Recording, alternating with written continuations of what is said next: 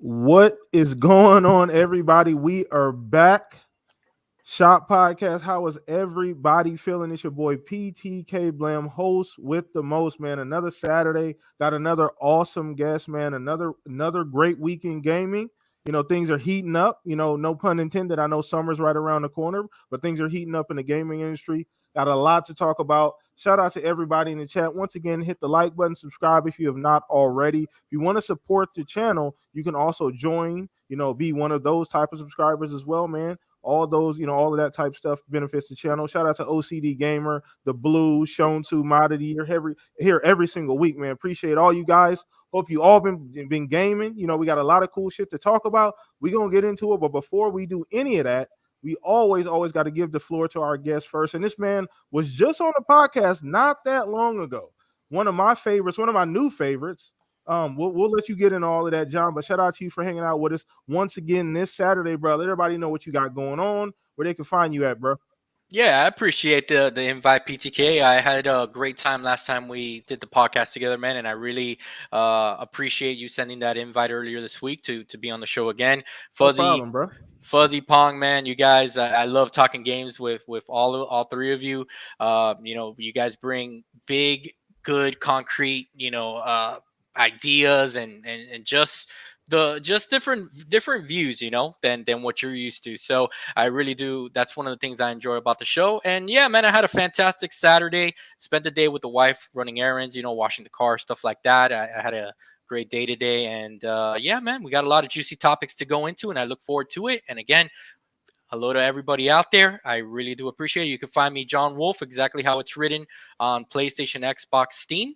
And yeah, let's get the show underway, brother. Appreciate you, John. And once again, all of his information in the link description below, the YouTube, the Twitter account, all of that stuff in there. Go follow him on Twitter. I'm sure that's the easiest way to keep up with what he has going on throughout the week and all the changes and things like that. Once again, shout out to you, John. Appreciate you. Well, like I said, one of my new favorites. Do me a favor. Go follow him. Go show him some love, man. But we're going to get to my two compatriots here, man. You guys know no introduction really needed.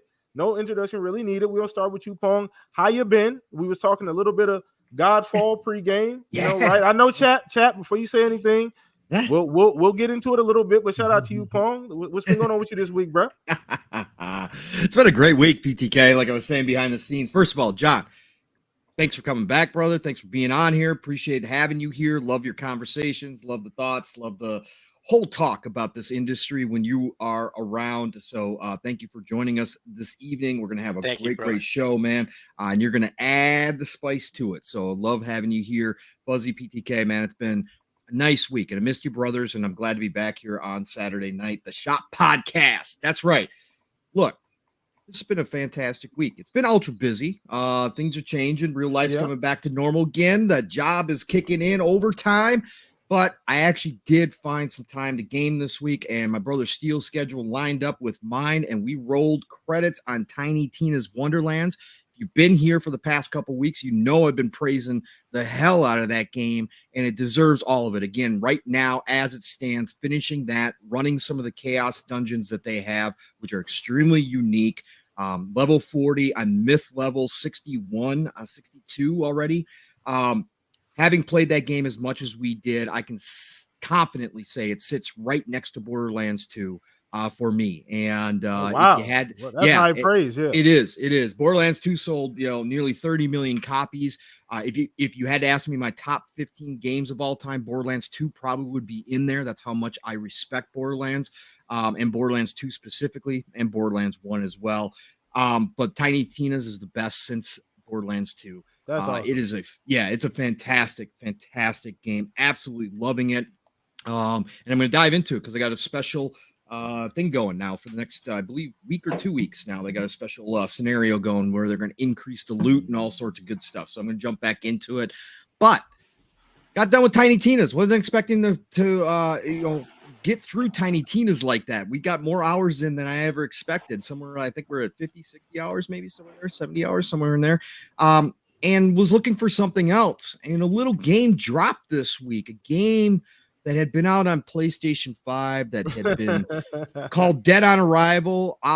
You know, I even use the nickname on this show and other shows as well, because I think it's still hilarious no matter what at the end of the day. But God awful, God, right? I love it. It just fits. Hey, It Pong, just, you did mention that things were going to get spicy, so let me get started right away, right? I'm surprised. I'm surprised you were able to play the game on Xbox, because I thought you needed that fast SSD.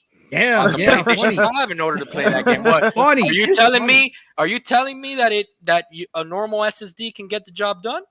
Yeah, it can. Oh, okay. Just a piddly little Xbox SSD can get the job done as well. It's really that off the shelf part. That off the shelf. Yeah. It doesn't have to be a custom SSD. Got it.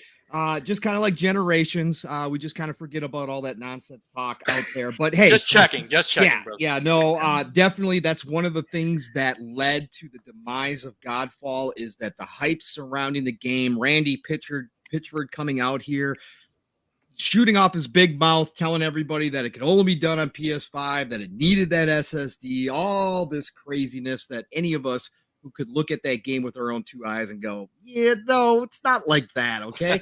Look, the thing is that it didn't do well on PS5 for a plethora of reasons. $70 price point. A lot of people just out at the gates. We talked about this many times here too. The hate train got rolling, and Godfall kind of just could not get out of that way, right? It could not get out of its own way. It had less of a chance than Anthem got. Yeah, pretty much. That's saying something. Yeah, exactly. But I'm going to tell you right now, I was looking for a game, obviously, after Tiny Tina's. I didn't know if I was going to jump into Godfall. I knew the price point was going to be $40, and then I read up on it, and I'm like, oh, it's going to be on special for $30. So that inched me a little bit closer. We finished Tiny Tina's. I'm looking at this game. I've been interested in this game since they announced it for PS5. I love the aesthetic. I love the artwork, the flash, everything about it. I agree. And I'm a looter guy through and through, obviously. Same. Exactly. I got a bunch of brothers here who are looter if fans. you don't mind, while we're while we're just throwing the love all over, Borderlands and that fantastic dev studio. I give Borderlands, I give them all the credit for getting me into looter shooters. Yeah. Borderlands 1 got me into that. Oh, it started the genre, basically. Yeah.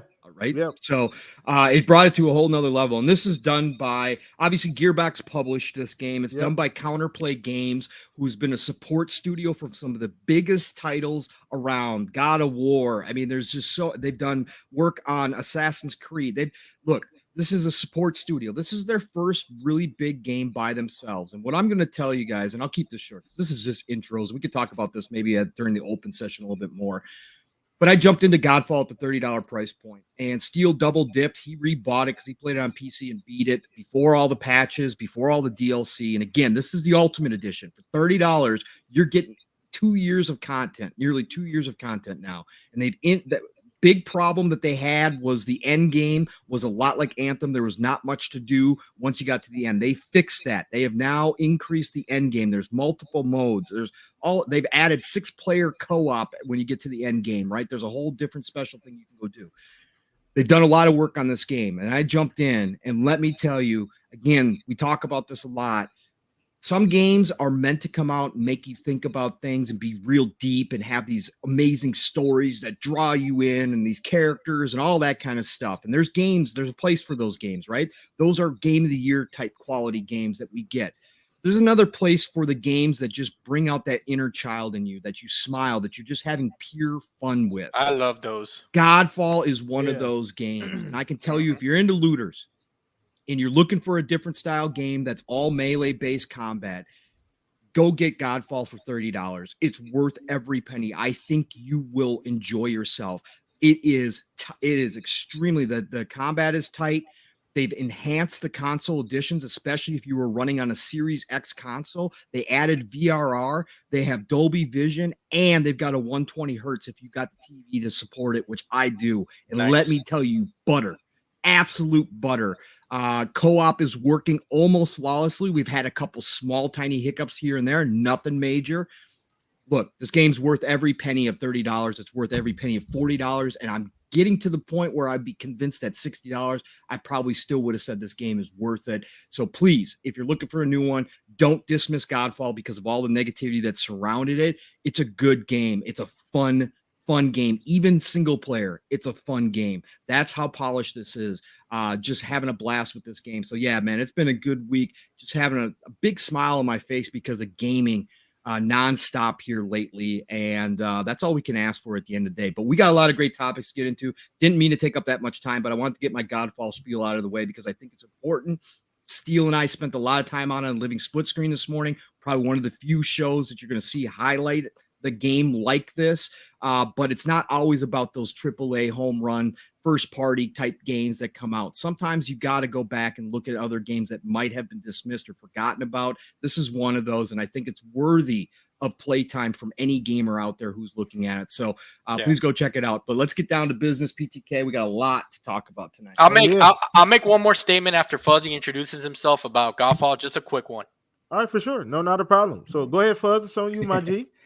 Well, been having fun with my love-hate relationship with Gran Turismo.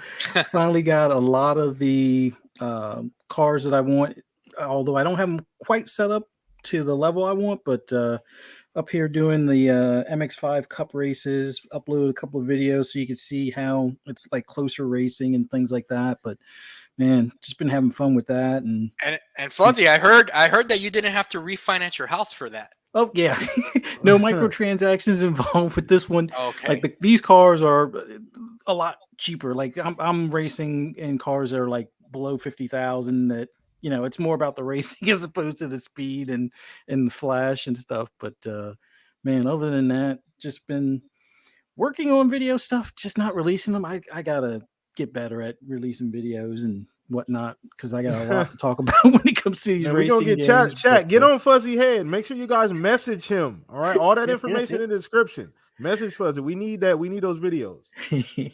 But other than that, it's been a good week. Some news here and there, some pretty interesting topics to get into today. But man, oh man, so great to be here with you guys, and let's get to it.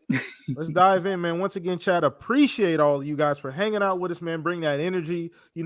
Everything we talk about, chat, you guys already know. A lot of familiar faces here. Shout out to Gabo. Shout out to the Blue. Shout out to Ashtray. Everybody hanging out, man. Shout out to all you guys showing support every single week to the Shop Podcast. So let's go ahead and dive in, man. We starting with the poll of the week. This one was a fun one.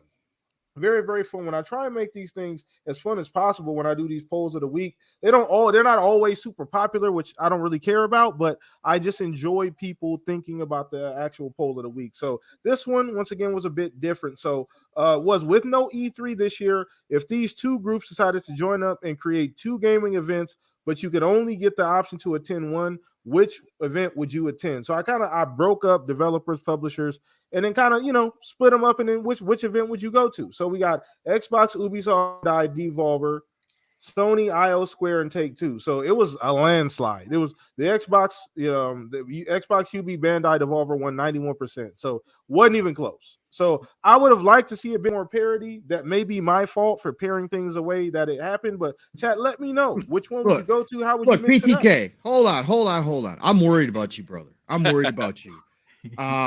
Look, you've been on a streak of amazing polls lately, right? I haven't had to jump in at any point on any of your polls for as long as I can remember now, right? What? It's been a while. Are you okay? I mean, is there something going on at home? Or do you need to have an intervention, sir? No, absolutely not. How did IO Interactive get paired with Sony? How is that even listen, thing? I was trying to make it like they have an exclusive with Xbox. How are you going to pair them with Sony? Brother. Once again, I was trying to balance it out.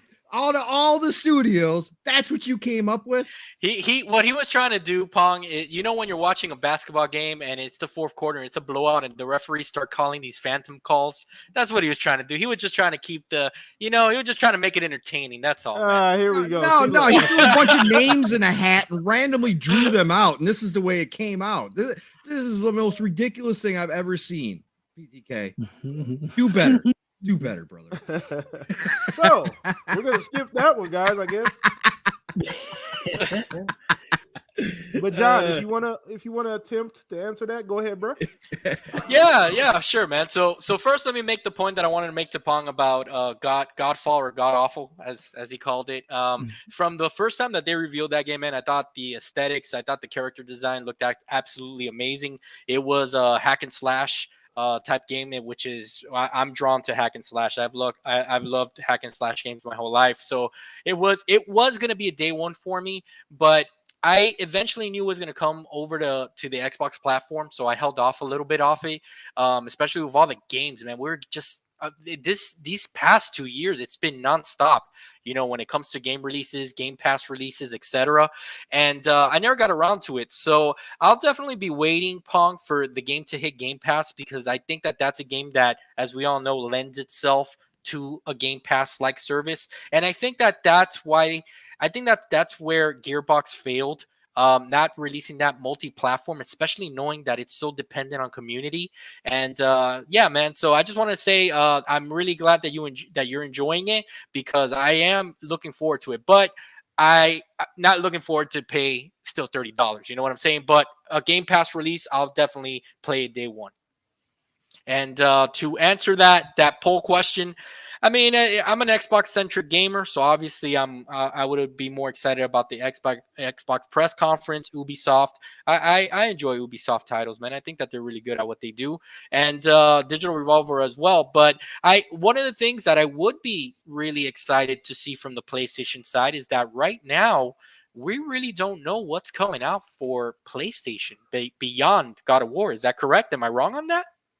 No, I think just Forspoken and Forspoken, God of War are the only God of two War. Forspoken, things. God of Yeah. War is the only thing. Yeah, as far as this year. So Wolverine, some point. Well, that's Yeah. that's the next Spider-Man. We obviously got that as well Yeah. too at the last, but obviously that's the next couple years. Right, but we don't got concrete dates for next year, so that'd be nice to, even though I think God of War Ragnarok is going to get pushed to next year. I'm being real with that. We've talked about that as well, and I think majority of us feel that way this year. I don't know if it'll make this year, but I think we're all kind of on that same wavelength as well. They're booking and they're going to force it out the door. I don't know, man. I don't know. No, I mean, John, they can't give the holiday again to Xbox. They can't. Jim Ryan knows that. It's all hands on deck. They got all those support teams that they bought last year. It's going to be all hands on deck to get that game out this year. I hope you're right, because I hope you're right. I hope you're right, because it's never 100%. It's never 100% because I never do that, but 99%. I give it 99%. They bookend this year with Horizon and then God of War. So, it would just God of War after Starfield.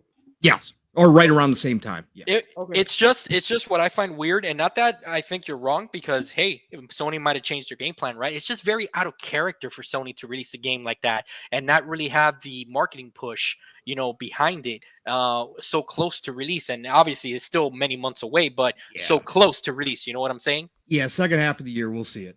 We already saw gameplay from it, right? So again, that they haven't. It may be out of the norm for Sony, but everything's out of the norm for Sony right now. We have games and service coming out. So everything's changing over there, and again, they can't give another holiday to Xbox.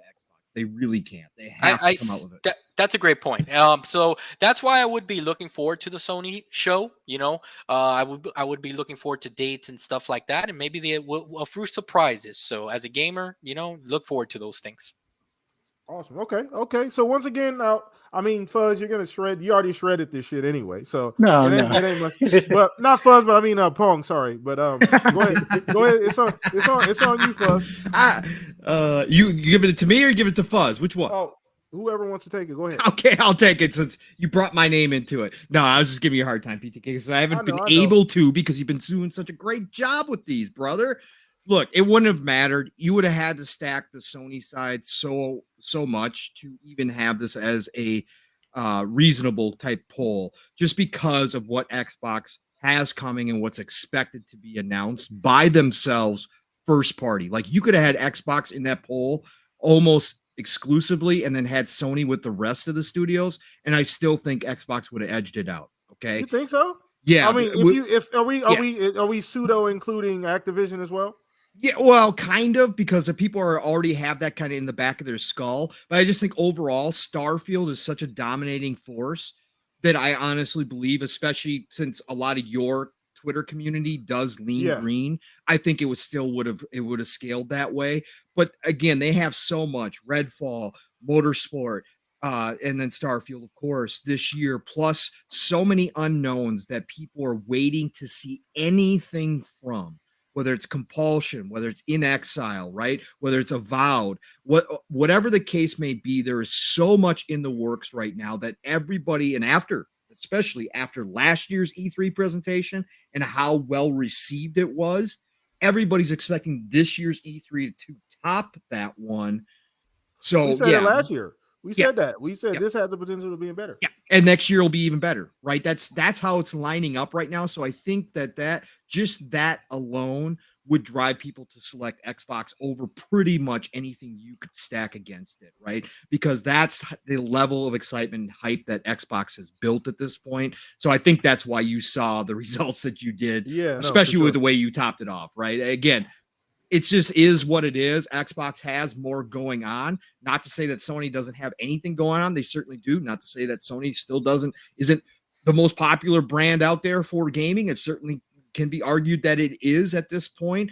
But at the end of the day, just in terms of sheer volume of content and what we could see at E3, if you just said Sony, you'd think of a smaller show because, like you guys just got done talking about, there's not a whole lot that we know about that they're ready to talk about yet or to show off. But when you say Xbox, your mind instantly fills with about 12 different things automatically, right? That they could bring out during E3. Yeah. So I just think that kind of makes this a whole lopsided poll. Bro, that is what's so crazy about all of this. And I tried to make it as balanced as possible. I even threw Take-Two in there, like to really try and, I try to not make it such a conscious thing. You know what I mean? Like, I try not to make it such a okay, I really need to balance this shit out, and that's what's so hard about it. But I think Sony's very, very interesting. I think the thing I'm most interested regarding Sony's first party is that where they're going from a multiplayer standpoint, right? Like they're investing heavily in all the multiplayer stuff, and I want to see what all of that looks like because that is new territory for Sony. Yeah. So I think that's intriguing enough for. I mean, once again, I get it. It's the sheer amount of quality and quantity Xbox can pump out, and what we already know of is like Sony they don't have that yet.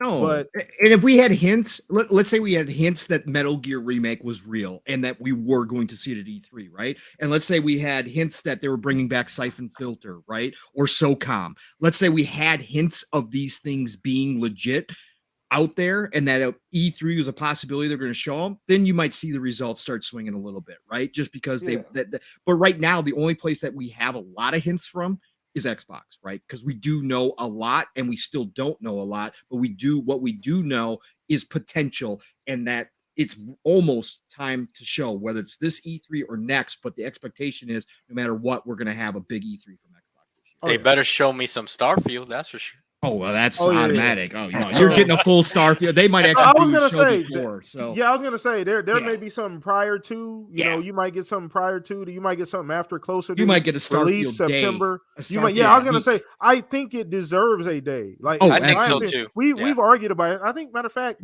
maybe even last week, Pong, we had a conversation about this specifically with shout out to Kay Asante was on the show last week. If you didn't check that out, please go do that. All right, back in the archives. But either way, that's another thing too, because I genuinely think Starfield is going to be special. And Pong, I don't have to convince you, right? Like you've been on this fucking horse for 20 years now, right? Like Pong's not getting off. He's not getting off. You can shoot the horse. He's not getting off the horse. No. So it is what it is at this point. You cannot convince otherwise. I do think Starfield is going to be a special game. And I think that's what makes this year so interesting. Like you still have these great games coming out. You still have this huge, like we talked about Elden Ring, right? We always compare a lot of things to Elden Ring and the phenomenon that it still is currently. And I think that Starfield could potentially be that as well. You know, have that type of draw. So I don't know if you wanted to go, Fuzz. Oh yeah. Well, for me, wherever Devolver Digital was going to be was where I was going to vote. So okay. Shout out to Devolver. They make some phenomenal games. They've had a can't miss type of scenario for this past couple of years. You know, Death's Door. You got Weird West. You got the Cult of the Lamb coming. They just announced Return to Monkey Island. Oh yeah. So there's just so much stuff that they've, they're like the indie mecca right now as far as a publisher and stuff. So I would have, like, if you had put them with Sony, I would have voted Sony at that point.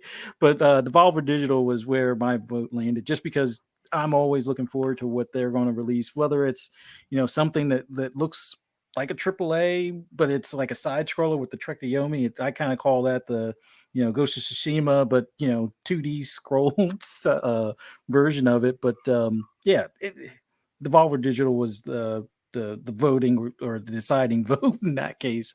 But it would be nice to learn what Ben Studios is working on as far as on the Sony side of things.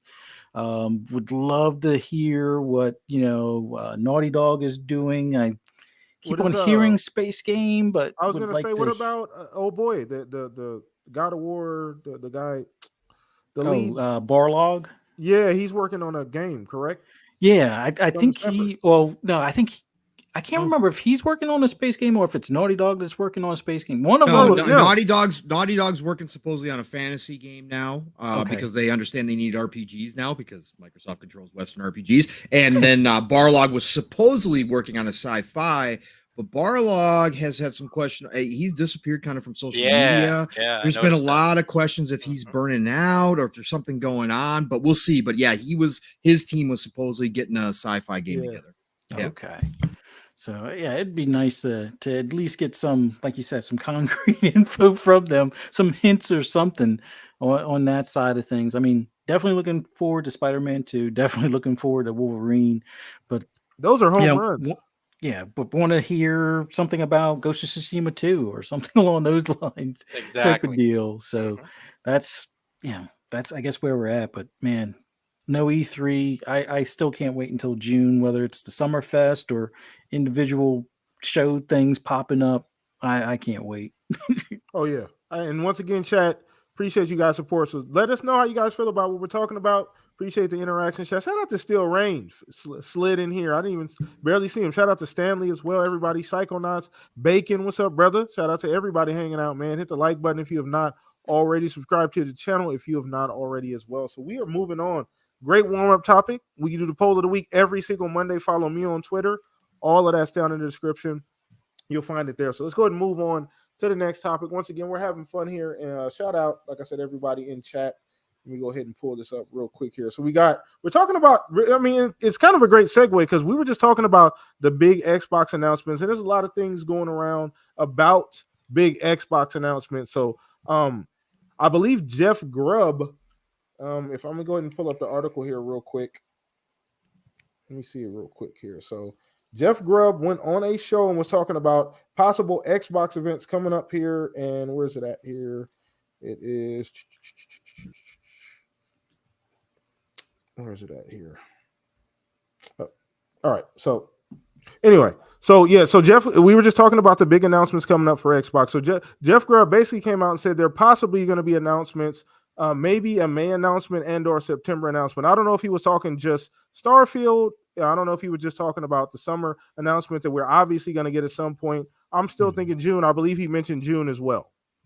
So we're going to dive into this, John. I don't know if you've heard anything. Chat, let me know if you guys been hearing about these rumors. It is Speculation Town's open. It's always open. Matter of fact, Pong, right? It's seasonal. I mean, year round. That's right. Correct? Tiny Tina's it's real life Tiny Tina's, right? Rainbows, unicorns, sunshine, sunny. There's Every there's day. white palaces. Yeah, and absolutely. You got one of the mayors right here of Speculation Town. So welcome all. We go on tours daily, 365 days a year. Join us. Let's go. Let's go in there. Let's dive in. So it's on you, John. Just once again, throwing that out there. Jeff Grubb did throw out this information. Shout out to Jeff Grubb as well. Now, obviously, we're just talking about it. We're spitballing things here, but where are you at on any of this rumor speculation? Where are you? Where's your compass at for Xbox and what their plans are this summer? Yeah, I think that with the announcement that E3 is not happening this year, I think that it made Xbox definitely rethink how they're going to do things. Obviously, the shift is going to have to be, I guess that Phil now has to really sit down and think, all right, are we going to proceed as planned for our E3 presentation and just turn it into an Xbox showcase? Or do we want to break up maybe a week event where we show off Starfield for like a few days, or, just have an event around that, and have an E3 like show for just Xbox first party studios? And then, we bring in on the back end the Bethesda showcase. It would, I think that it would really benefit us all. I think I would be in favor for maybe 3 or 4 days full of Xbox announcements and events. And I think that Phil understands the pulse of the audience right now, that we're seething for any Xbox related news. And if they were to come out and say, you know what, we're gonna, since E3 is not gonna happen this year, we're gonna have Xbox Week, for example. And I think that that's definitely the route that I would personally take, so that you don't have to kind of jam pack all these announcements into one day or a few days, and you really can dominate that whole week of media. You know what I'm saying? Yeah. So I think that that's definitely the route that they should go. I know that Phil, from everything that I've read and heard, I know that he's a huge E3 fan. He understands the significance of it. I think he also understands that E3 is kind of like the old guard, where now, you, ever since Apple and Google showed that you can have your own presentations, you really don't need to be focused around these big events. But I think that Phil understands the history and the connection that us gamers have during E3.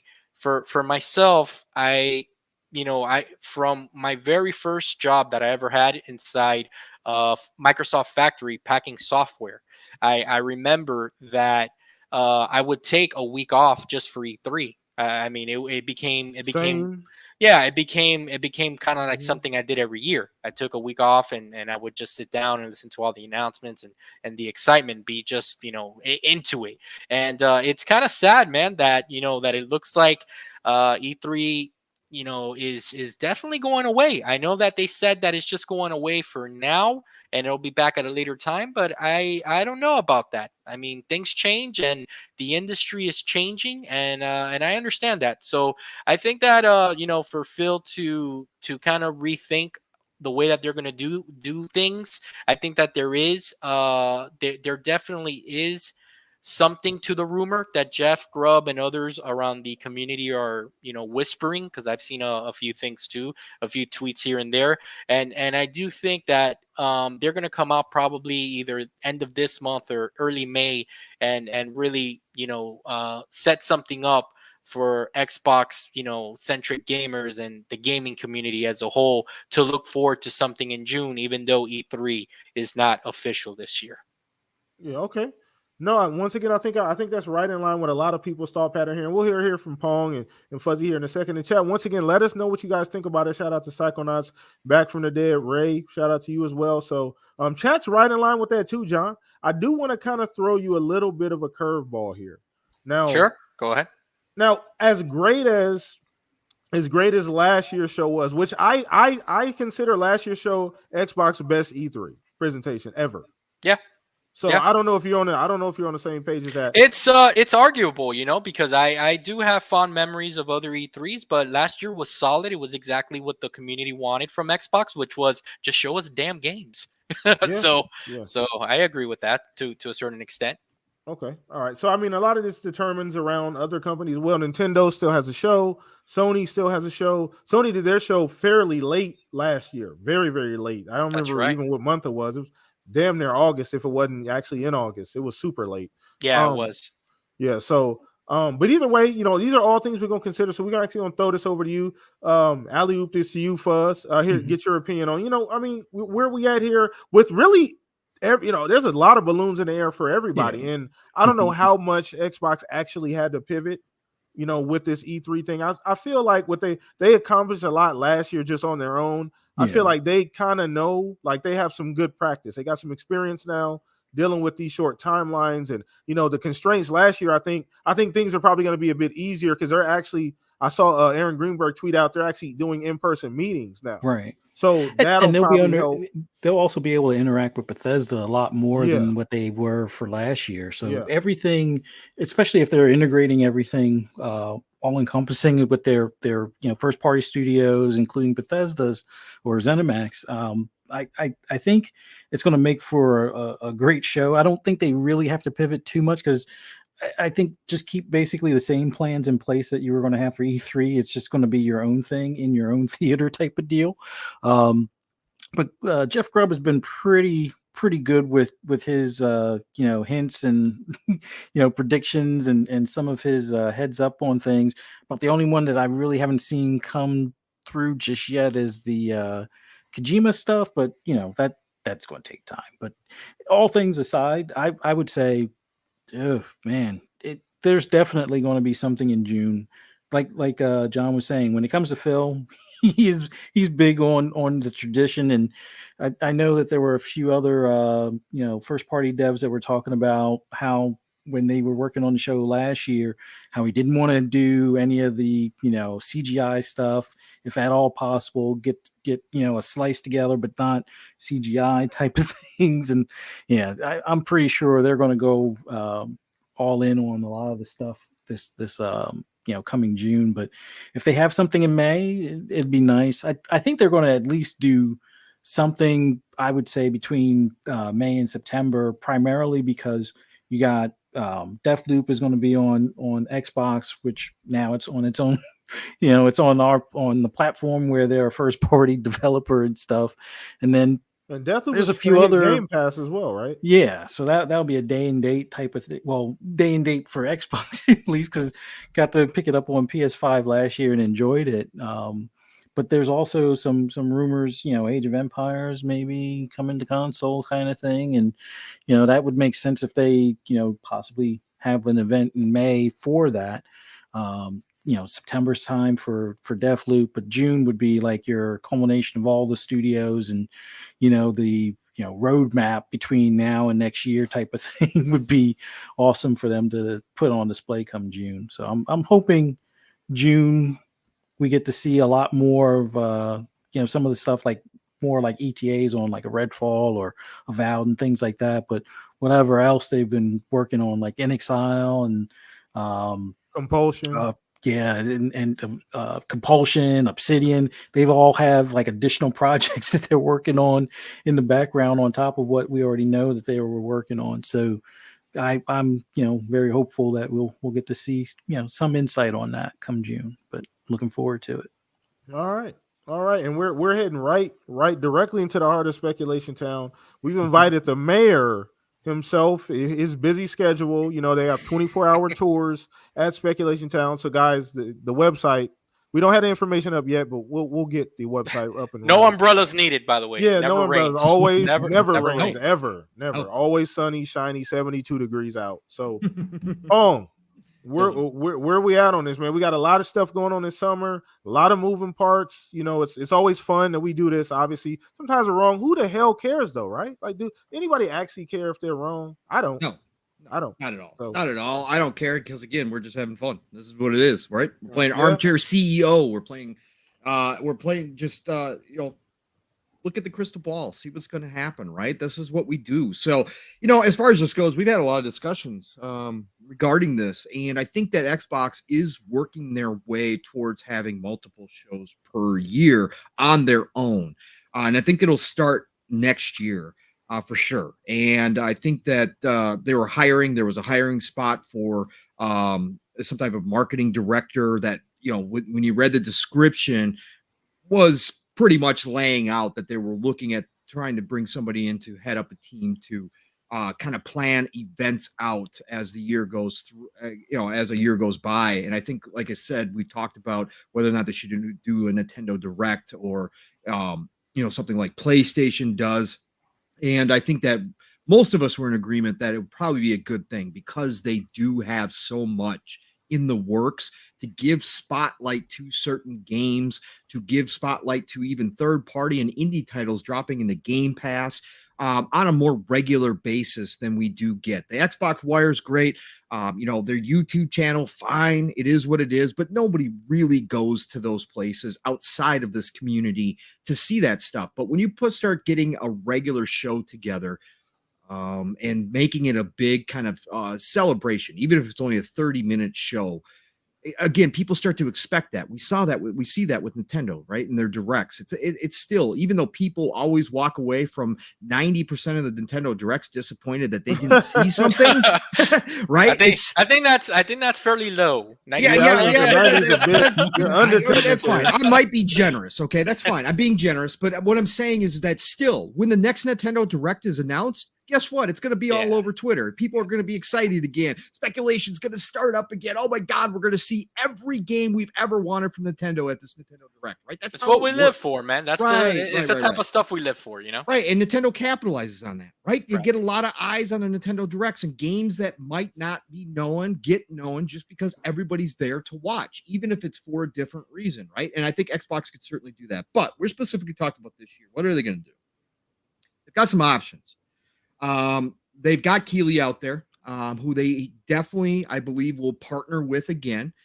To what degree they're going to partner with Keighley is the big curious question that I have. And I'm not talking about the Game Awards. We already know Xbox loves the Game Awards for announcements. They announced the Series X at the Game Awards. Yeah. Look, that used to be an E3 type announcement. They used the Game Awards for that. They showed off Hellblade 2 for the first time at the Game Awards. So we already know they have a great relationship with Keighley, with that team, and they do appreciate what he does. Now, as far as the Summer Games Fest go, does Xbox need to do anything with Keighley? Well, no, probably not. But since he is the kind of the main show in town, you're definitely going to want to have some content there. My thought process is they're going to kind of hold their own E3 week or day or 2 days or whatever the case may be. My thought is that, and I think Grubb talked about this, is that they are already talking to other partners. EA's got a lot to show. Ubisoft has got a lot to show. I think they can partner with some of these bigger places that they do have these tight relationships with and kind of put on their own E3 style presentation, not just only their full showcase, but also have some partners throw some content in there that's going to be either coming to Game Pass or that they have marketing rights for. And I think you could have one hell of a show out of that. And I think that might be the way Phil and his team are leaning for this year. Now, we've also talked about and considered, and we brought it up before we were talking about Starfield a little bit, is my thought is that with Starfield, yes, it makes perfect 100% sense that you're going to hold that game until June and that you're going to show it off at whatever your E3 presentation is, or you're going to have it as the main headliner of Keighley's show for Summer Game Fest if he's doing something big, if he's actually taking over kind of E3 slot and he's lined up everybody, you're going to show it at one of those places, right? That makes the most sense. But I still say that Starfield is got the potential and already kind of is on its own a phenomenon right now. We talked about it, with Elden Ring, how it kind of developed into a phenomenon. Okay, well, Starfield's on like the cyberpunk level, okay? And again, I know everybody goes, ugh, because how Cyberpunk turned out. But I'm just talking about pure hype and pure, just the what do I want to say? The curiosity around it is at an all-time high. You've got the detractors, you've got the haters, you got the circus, you got the clowns out here who want to see it fail. You got all them wanting to see something for their reasons. But then you've got all the real fans, you got the Xbox fans, and then you got some people who may not be the biggest Bethesda fans, but are interested in sci-fi. Everybody's kind of sitting around going, man, can't wait to see something out of this thing. So with it being as big of a deal as Starfield is and how much they've talked about it, and again, all the stuff that led up to the Bethesda or ZeniMax acquisition, including Bethesda, and then making it exclusive to Xbox current generation consoles, the series consoles, I think you give Starfield its own. I would personally, again, this is just me. I'm not saying this is going to happen. Like I said, most realistically, it's going to be in the June show or whatever the case may be. But I think they could pull a surprise if it's ready to show. Again, that's up to Todd and his team. Todd doesn't like to show things early. So again, this would all be up to him whether or not he's comfortable doing this. But if they could pull it off, like I said last week or 2 weeks ago when we spoke about this, personally, I would do it in May. And I would blow everybody's pants off in May, start that hype train, give it its own day, call it Starfield Day, right? Whatever you got to do, hype it up. Call it Starfield Day, release some more teasers prior to it, give little information, tidbits here and there, crumbs, breadcrumbs that gets everybody hungry, and then have a whole day of Starfield and blow it up, right? And then have the internet just go absolutely crazy because why I say do that. Number one, you would start the hype train for E3 early for Xbox. Like it's already hyped. People are already excited after we saw last year. People already can't wait, but you show Starfield. And if it shows well, which we all expect it to do, all of a sudden, people start going, wait, they pulled Starfield from their main show and showed it to us early. What do they have planned for E3, right? Like if you're going to show Starfield what are you showing off at E3? And everybody's going to be tuning in because they probably have enough to do that where they could have that whole E3 show still be explosive even without Starfield. And I think that's the way I would do it. If all the stars are lining up, pun intended, if everything's working out right and you could do that, I think that's the way to go about this. I think Grubb was a little skeptical. I didn't listen to last week's show, so if he changed his mind, he changed his mind. Special Nick actually started that rumor about the May show. He had heard something about May. Grubb's been pretty consistent saying he's heard nothing about a May or a fall show. He has said that he thinks it's possible, maybe, but the only thing he did know for sure was the June was going to happen. That's what they were aiming for. So it'll be curious to see then if they do follow it up. If they don't do Starfield in May, this is where they're going to wind up in a corner. Let's say they don't do it in May, and let's say June comes around and Todd and his team aren't ready to rock and roll yet. And again, this would not be out of the norm. I would not be freaking out. I know everybody else, a lot of people would be freaking out. Not everybody else, but a lot of people would be freaking out. But Todd could wait and want to wait to hold and show Starfield in the fall, closer to that November release date. So it is possible that we wind up with a June showcase without Starfield, and then they do something in fall with a Starfield day. I think that's also still a possibility here. So I wouldn't rule either one of those scenarios out. It's just going to be really interesting. I think next year is when we see something more regular from Xbox. Yeah, but I do think though, and I agree with the Mag. The game, by all accounts, right? The Mag made a great point in the comments that it's been ready. All indications are since November 2021. So it's but a lot of time to polish. Right, Not Todd. So you have to listen to Todd's interviews. That's where everybody goes wrong, right? That's where everybody goes wrong. I'm not coming at you, John. What I'm saying is, it's fine.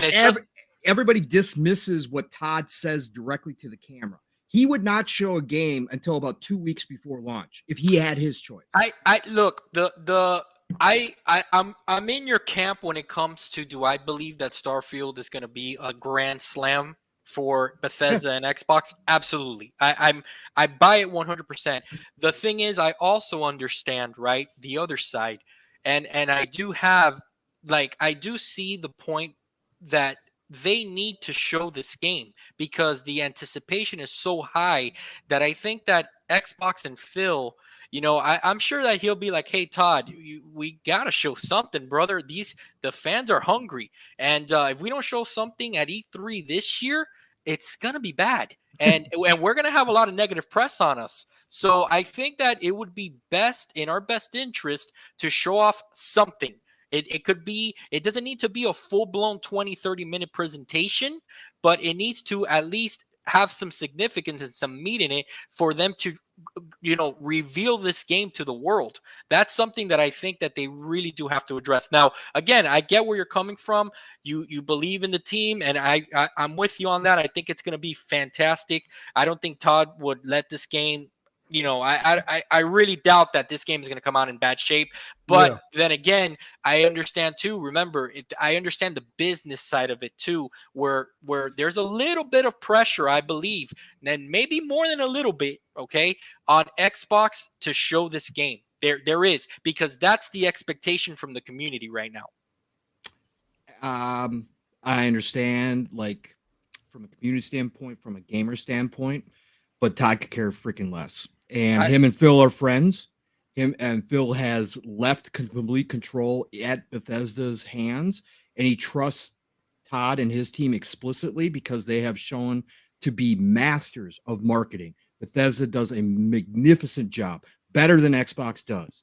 Xbox needs to learn from Bethesda and how they market their games. And so I think that pressure, while may be real, and I totally understand where you're coming from, obviously, again, I get it, right? As a gamer, I wanted to see it yesterday. I wanted it launch yesterday. I died on my hill last year saying it was going to launch last year, right? I was one of those people that said it was ready to rock and roll, just like Mag said, and that it was going to come out last year. I died there. So I'm in complete agreement with you. I want it sooner than later. All I do is look at the big picture, take that satellite view, and really look at everything that Todd has said and how their history has been. And I'm just saying that Phil is not going to force Todd to do anything outside of Todd's comfortable zone. And I think that actually Todd will have more leeway now that he's not under the ZeniMax board and the investor group to go ahead and get closer to how he would do the marketing for a game. I think that that's going to be more freedom that him and his team are given. Now, I could be completely wrong. And I also, like I said before, I preface this, Todd could be ready just to show it, right? This could be E3. They said summer, right? Summer goes until, what is it, August or beginning of September, right? Yeah. They said they were going to show us in summer. They've already come out and said that. So we're going to get it sometime. And the most likely scenario is the June showcase. Okay. I'm saying that's 80 to 90% locked that we're going to see Starfield in June showcase. All I'm saying here is don't think that if the unexpected happens, that there's problems, because everybody likes to bring that up and they still will. All I'm saying is just don't be surprised if the unexpected happens, because Todd and his team are different from what we are used to as gamers, right? That's the whole thing. And people, again, unfortunately, dismiss all the interviews that Todd has out there where he speaks on this directly and tells everybody what his mindset is. Everybody likes to forget all that nonsense in a lot of different avenues when it comes to how they develop games, how they market games. But I'm just saying, remember that is out there, that Todd's brain is a little different than what we would like as gamers.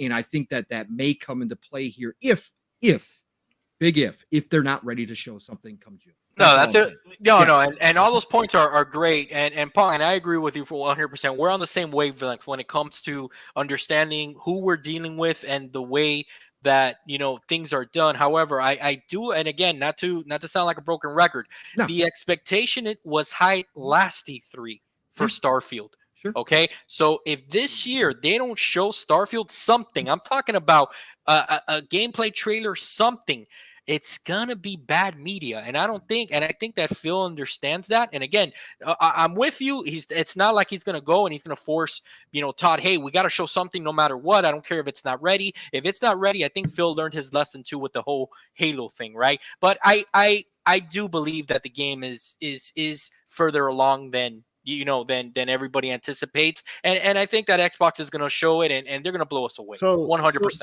So there's a lot of flexibility here, and once again, the dominoes have not fallen. Once again, we don't know what's going to happen. A lot of stuff that the Xbox is going to do is going to be determined by what Sony does as well as by what Nintendo does. So, and there's other publishers and companies as well that we have to consider, but it's going to be interesting to see. This is one of the things that we consider, or we've talked about and considered on the Shop podcast, considering the amount of content that they have to balance now.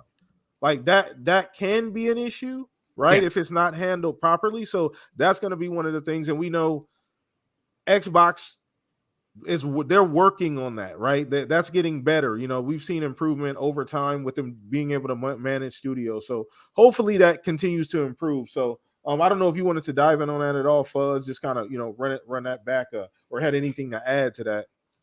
No, not really anything to add to it. I'm looking forward to Starfield. Hopefully, some sort of appearance. I still am a fan of their little episode things where they just give us little hints and tips. Well, not tips, but little insight on different factions and things like that. I can deal with the minimal ramp up until closer to launch, but yeah, it would be nice to see some gameplay. But do you the feel episodes is doing it for me. so you don't think they need to have gameplay at their like showcase event? Me personally, no. I know the social medias will definitely be up there with pitchforks if they don't. That's of, all of I'm some saying. sort. That's all I'm saying. Yep. Yeah, because I could totally see the headlines the next day. Is it really coming out in November? But I look at it this way: we don't necessarily need to see any more gameplay than the snippets that we've seen in the episodes thing with like the companion deal, and what they did with the reveal trailer just before like you launch. It'd be nice, but I guess I'm a bit different. Like I get more upset. Well, I would get more upset, I would say, if we don't see motorsport stuff by this point. But that's a whole different bag. But yeah, I don't think it's needed. But I know IGN, the VGCs, and the polygons and whatnot. If there's no gameplay, yeah, their headlines are going to be like, "Is this ready?" Right up until Bethesda sends out a tweet saying we got some shit to show soon. Mm-hmm. Yeah. So that's Pong's point. Yeah, very true. Yeah. Right. So I mean, I think I'll just chime in here and then we'll move on. But ultimately, like that's why I think that there's some flexibility now. It's both sides. You got a great point, but I do agree. I would lean more towards Pong because I mean, ultimately, it's a tried and true formula. It's worked for every single game that they've made thus far. I mean, obviously, 76 took a bit of a hit, and that's Todd. That Todd's name is on that, but that wasn't his team. No. This is his team, and we can see where this thing is going. But we'll see where they decide, and that's what's going to be fun about this summer. Where is all of this stuff going to land? All of these things that they've already talked about, we want to see more of. So how they're going to line it up and how they're going to be able to deliver that to us as fans is going to be very interesting. So shout out to Only on Xbox, Fifth Horseman, Lone Master, Jasper, Ray. Appreciate you guys hanging out with us. Hit the like button if you guys have and not. all that Starfield talk too, PTK. Not to jump in, but shout out to the chat. Yeah, sorry, I know you're shouting out the chat. No, you're good. You're good because we got some great people in here right now. But just lost in all the Starfield stuff is Redfall. Redfall is supposed to launch this year. They haven't come out. They haven't come out and said that it's going to be delayed. You would expect that if they were planning on delaying it, that we're getting close to that mark. Yeah. Like that they would make that announcement here, and nothing's been said, but we haven't seen anything other than leaked screenshots from, a year and a half ago, 2 year ago build at all. And this is a looter shooter from Arcane, one of the most creative studios under the ZeniMax umbrella out there that could really be great, and we haven't seen anything there. Yeah. Can you imagine? Can you guys imagine if that's a stealth drop? Yeah. For E3, that would be huge. Or that would be huge. Close to, or close just to they, E3. They do the away. Bethesda. Yeah, they do the Bethesda thing and say, hey, by the way, 3 weeks from now, you're gonna be able to play Redfall. Here's our gameplay, right? Yeah. I mean, again, that's lost in all of this, but there's so many great titles coming out. That's what I'm curious about. But Starfield is obviously the first domino. It's the main domino everybody's pumped about, but we've got a lot of other stuff in there I'm curious about how they're going to make this work. Last question to you, Pong, and we'll go ahead and move on. I know we have other things to talk about. Yeah. Do you think everything moves out of Starfield's way? From everybody, yeah, I think for the most part, everything will avoid that week, right? I think there will be things that come out close within the next week or so after Starfield launches, but I think that week is going to be cleared for everybody, especially if it shows at E3 and it's as big as we think it's going to be, and it's looking to be that game, that generational type game from Todd and his team. I think then people will clear, even if they thought maybe they could squeak in there. I think they will definitely move out of that week for sure. I think so. And I think Xbox will definitely avoid anything else coming out that week. And that's irregardless of when they show it, I think. Right. I think that's I think right now it's penciled in for people on their calendars. But I think if it shows and it shows well and everybody's high, I think then that goes to actual ink, and I think they just move games out and they just say, nope, let's give that week to Starfield. We're not even going to try. Yeah. Okay, well, that's interesting. Once again, a lot of stuff going on. A lot of stuff. A lot of other games we didn't even mention. Once again, that's how crazy, how jam-packed this year and this summer's going to be, this fall, this winter. It's going to be crazy. And next year's going to be even worse. So people buckle up, Golden Age of Gaming. I didn't say that first, by the way. We that's Pong's phrase. Appreciate you, Pong. But no, we're gonna go ahead and move on to the next topic, man. We got some good people in chat. Appreciate you guys. Ray again back. Lowercase, appreciate you, Lower Master Jasper. We're talking a little bit about the new Tomb Raider that was announced. That was exciting. Big deal this week. They came out and announced, Crystal Dynamics came out and announced that they're working on a new Tomb Raider being made in UE5. So Unreal 5, which is crazy considering what we've seen thus far. I know we just recently got a demo of some sort, like kind of like a demo from Coalition. They did it with the Unreal engine. Looked amazing. If you haven't gone to see that, look it up on YouTube. There's plenty of footage. Looks amazing. Obviously, Coalition are wizards with that. I think, in my opinion, they probably utilize it the best out of any company outside of Epic themselves, right? So, not Epic. I'm sorry. Outside of so no, really, actually, second to none. I think about it. But let's go ahead and start with you on this one, John. What do you think about the announcement? You looking forward to this new Tomb Raider? Did you play the last few Tomb Raiders, and kind of did this? What does this mean for you? Is this kind of like a? Did you expect this at all? No, it came out of nowhere. I was watching that UE5 presentation just like everybody else, and when they announced that was coming up or shortly after, I got super excited, man. I loved the reboots that they did. The reboot back in, I think, when was it, 2013 or something like that? Yeah, around that time. I don't remember the specific year, but it was near that. Yeah, and then obviously when Phil made the play to get the rights for the second Tomb Raider, I thought that was a fantastic business move. It was Xbox answer to Uncharted. Phil felt at the time it was the right move, and they got a lot of flack for it, but in my eyes, it was the correct thing to do back then. And the only one I haven't beaten the whole way through is the last one. I think, what is it? Shadow? Is it Shadow of the Tomb Raider? The last one? Correct. Yeah. I think I got up to a part where I fought some leopard or something, and look, it was just as good, man. And every single time that Crystal D, that's what I call him, right? Every time that they released a new Tomb Raider, they just upped their game, and I feel, honestly, my favorite of the three was the first reboot, the original. I thought that I really enjoyed the grittiness of the game. I felt like if there was a very dark tone to it, I love the way that they completely showed you this new. Was that the prequel? She was a bit younger in that one, wasn't she? Yeah, the 2013 reboot, right? That's the one that she lands on that island, and yeah.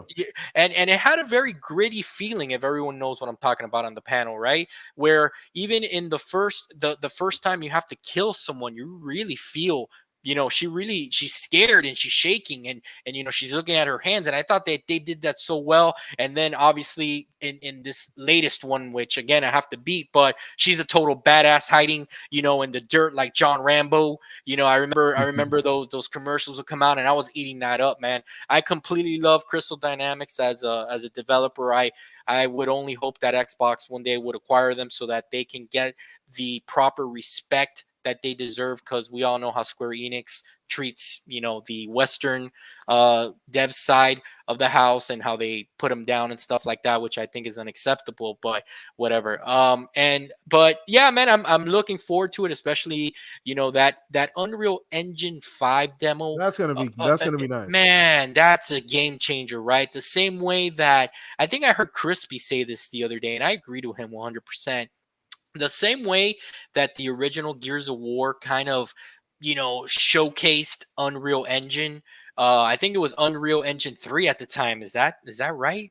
During the 360 days, I don't remember. I think so, yeah. But that game was fucking beautiful, bro. Oh man, it was a game changer, right? I mean, and the thing is that throughout the 360 generation, I remember every game popping up using that Unreal Engine. So and I think that I agree with Crispy that Gears of War put Unreal kind of on the map when it comes during that console generation. It did. And yeah, and I do feel like Unreal, what they showed with UE5, it's the same thing's gonna happen where we're gonna see a lot of UE5 games coming out using that engine, right? But to go back on Tomb Raider, I one of the things that I missed, and maybe you guys know or someone in the chat knows, is this a continuation of the reboot series that they're going, or are they rebooting it again?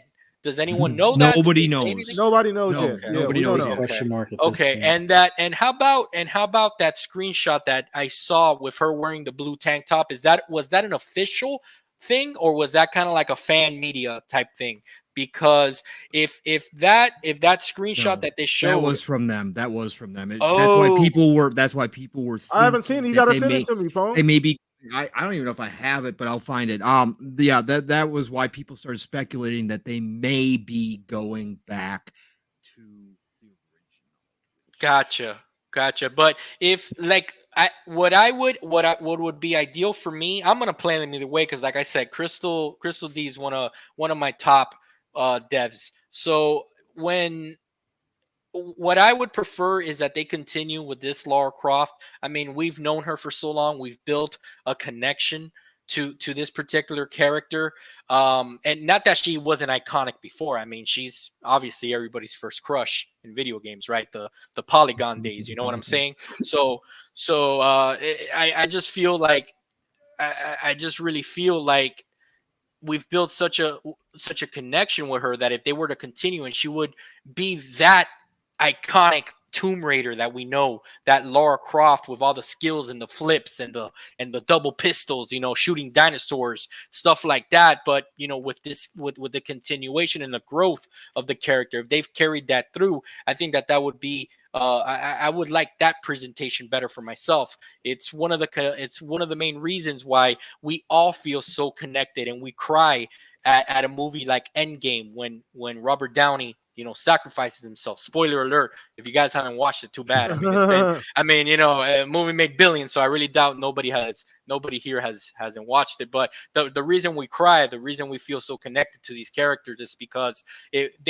we've taken the time to grow with them, right? We've been through their adventure. We've seen their pain, their growth as characters. And for me, ideally, I would love to see that come through and for her to be the ultimate Lara Croft Tomb Raider that we've been expecting, that we've been waiting on her this whole time. So that's really all I got to say.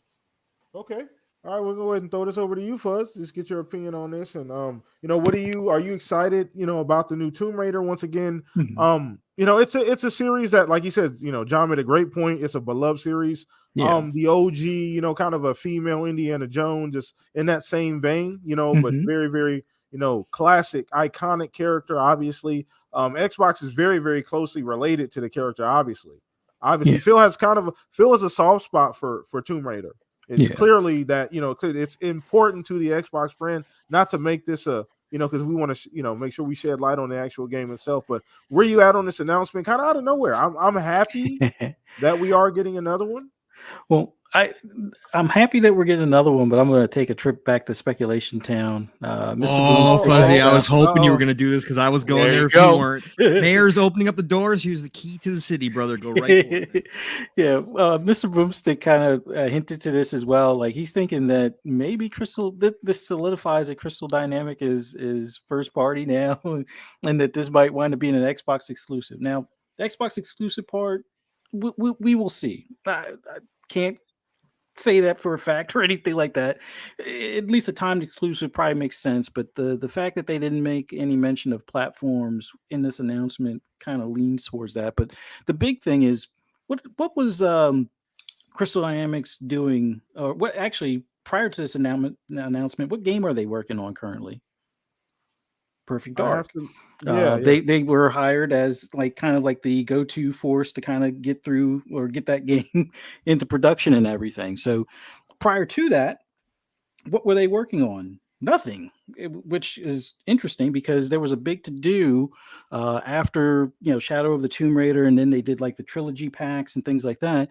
That was the finale for Tomb Raider. There was no further plans for Tomb Raider. Now, Well, they jumped obviously, on Avengers, remember? yeah, they jumped on Avengers and they got lambasted for it because they didn't meet Square Enix expectations. So it was like, oh well, they didn't do well in Square Enix's eyes, and prior to the initiative coming over to them, they were kind of staring in the corner looking at paint dry type of deal. So they weren't working on a Tomb Raider. It kind of was a public announcement that they weren't going to make another Tomb Raider after Shadow of the Tomb Raider. So this game being announced fairly recent while they're working on Perfect Dark, and it being in UE5, not that that's a big announcement. A lot of companies are now going to use that engine, but they didn't use Unreal for any of the previous Tomb Raiders.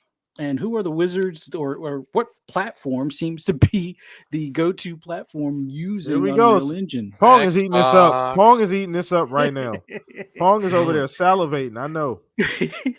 So it just there's a whole bunch of like they say where there's smoke there's fire type of thing. There's a whole bunch of little things, like they went from the Foundation engine to now Unreal Engine.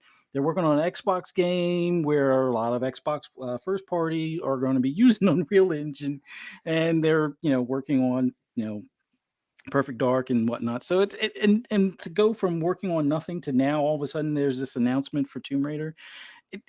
A lot of coincidence in all of this, I guess you could say. But yeah, I'm really excited for whether it's a continuation aspect or back to the original roots, or kind of a blend between the two, where it's like maybe a little bit of a modern look of the previous, but with the the character building of the reboot trilogy.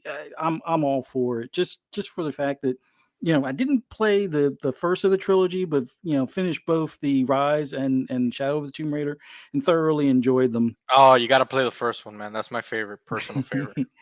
Yeah, but man, it's definitely exciting to hear that they're working on it. I mean, hey, we talk about, hey, it's a return to form with fighters coming back. Yeah. With King of Fighters and Street Fighter 6, and talk about racers where you got Gran Turismo and hopefully Motorsport right around the corner. Well, looks like we're getting a lot more of these adventure like type games. And then, hopefully we hear something about like another Uncharted coming here soon, but we got Indiana Jones in the works, and another Tomb Raider now. I mean, who's to say we might not even hear Pitfall Harry make a return? But that's a whole nother story for a whole nother speculation. but that's all I got. I'm real excited for it. I think there's a lot more to this that they haven't talked about yet, but I'm pretty absolutely. sure Pong has a lot more detail You've to already dive into on this. You've already opened the doors. Pong is already, speculation town. Mayor, go ahead. Salivating. Yeah, this is a good thing. This is a good thing. So if we want to go down that road, again, it could be nothing. It could be just simply the fact that they rented out Crystal Dynamics to Xbox, to the initiative, to work on Perfect Dark, and they're wrapping up Avengers content, and there might be a portion of the team, a large portion of the team that does need to get on something. And finally, Square Enix, with the help of Xbox paying for their services to work on Perfect Dark, kind of let them open up and finally allowed Crystal Dynamics to start a new Tomb Raider. And obviously, that being said, Square Enix is not going to put resources and money into the Foundation engine, which is an unbelievable engine. That was the biggest shock from me. But they're not going to put that resources into the Foundation engine to maybe retool it for current gen and really optimize it to work on the next gen consoles and PC specs and all that good stuff. So what they did is said, okay, you guys can go ahead and work on the next Tomb Raider, but you're not going to be able to use the Foundation engine. We're not going to give you the money to update that thing. So you're going to have to go find a new engine that you want to work on. And obviously, with the presentation that Unreal showed off, that even I, as a non-developer mind, somebody who has not developed on a PC, if you can call it that, since the Apple IIe, right? looked at that presentation and said, man, I could probably learn how to do something and maybe make a game in Unreal 5. That's how good, how easy, how accessible that engine is starting to look. So it would just be a natural fit, right? That they would go, okay, if we can't use the foundation, if we're not going to be allowed to upgrade it, we'll just move her to UE5, right? Just makes the most sense. It's going to be easy. We're going to get some of the best results out of it. Let's just do UE5. So that's certainly what could have happened. But let's stick around in speculation time. Let's look in the crystal ball a little bit here because it's much more fun, right? Reality is not always fun. Sometimes it's just boring, right? To think that. Let's look at all these breadcrumbs. Fuzzy laid it out very well, right? This certainly could be, and Boom, I know other people around here have certainly talked about this as well. Shout out to Boom. Yeah, I'm not breaking new ground here or anything. Those of us that like to spend time in speculation town, and Boom is one of the mayors as well. It's easy to see how this could look like this just keeps leading towards that acquisition eventuality that we believe, Xbox would love to do. Daryl Gallagher, the head of initiative, used to run Crystal Dynamics. This is his old team. Yes, there's been a lot of turnover. There's been some changes within Crystal Dynamics, but he still knows a lot of people over there. It would be a natural fit to bring them in, especially with what we've heard going on at the initiative. The initiative might be turning into a regular old dev studio at the end of the day. It started out as kind of a think tank kind of situation. And with everything that's kind of changed over there, maybe they're just going to wind up being another AAA studio underneath the Xbox, umbrella. And that means you got to have a whole team. Well, you got a fit and ready-made team in Crystal Dynamics that could move right in, understand how Daryl Gallagher works, and be rocking out the gates, right? Really little to no transition time, which is what Xbox loves when they make these types of deals. So that's certainly one of those. I'm going to go down a different road because Fuzzy covered the acquisition in detail. And that acquisition could be put on pause right now due to the Activision Blizzard deal. I'm of the mindset that Xbox had a plethora of deals lined up for 2022. Yeah. But when the Activision Blizzard deal kind of dropped into their laps, and we know for a fact from official documents that it happened within a matter of months, which is not the norm for a $70 billion deal. So this is something that kind of fell out of the sky and basically blew up all their plans. And because of everything going on with the FTC, we got senators involved, we got all this nonsense going on with the Activision Blizzard deal. Xbox is going to be real quiet from here on out until that closes one way or the other, right? So I think that they pushed pause on a lot of those deals that they already maybe have been close to with the ink getting ready to be put to paper. And I think that that's okay. I still think that they're there. I think it's still something they're going to pursue, whether Activision Blizzard goes through or not. But right now, they got to cool their jets. They got to lay low, get this thing pushed through, and then move on with their plans. So I think that's a possibility. But let me take it a different route. Let's say the acquisition is not. Let's say Square Enix, as much as they throw Eidos and Crystal Dynamics underneath the bus at every turn. And I talked about this at length in so many different shows. It's awful. How would you like to have a boss that just continuously, no matter what you do, comes out and says, it's not good enough. It's not good enough. It's not good enough. It's not good enough. Bro, you don't want to work for those people anymore. I'd be fighting my way out the door, right? I'd be like, get me out of here. I don't want any part of this nonsense. But let's say Square Enix has bigger plans. Let's say Square Enix is reevaluating their relationships with those two and that they are somewhere deep down inside happy with some of the work they're doing and they understand they're valuable commodities and talent is at an all-time premium right now, so they're not willing to give them up. Let's just say that's off the table. What I could see is another scenario. What I envision here happening, again, this is all just me speculating, people, no inside information here, no 100% for sure things. But let's just say Daryl Gallagher went to Crystal Dynamics. Crystal Dynamics went to Crystal Dynamics first, and obviously Daryl Gallagher would talk to people in there, right? And he would know their situation. Let's say the rumors about Square Enix turning down two previous projects that they pitched after the Avengers is real. And so they knew that was happening. So Phil and Daryl Gallagher wind up talking to Crystal Dynamics and then wind up going to Square Enix and say, hey, we know for a fact that outside of supporting Avengers, right, you don't really have anything going on with Crystal Dynamics. We know this is kind of a weird thing.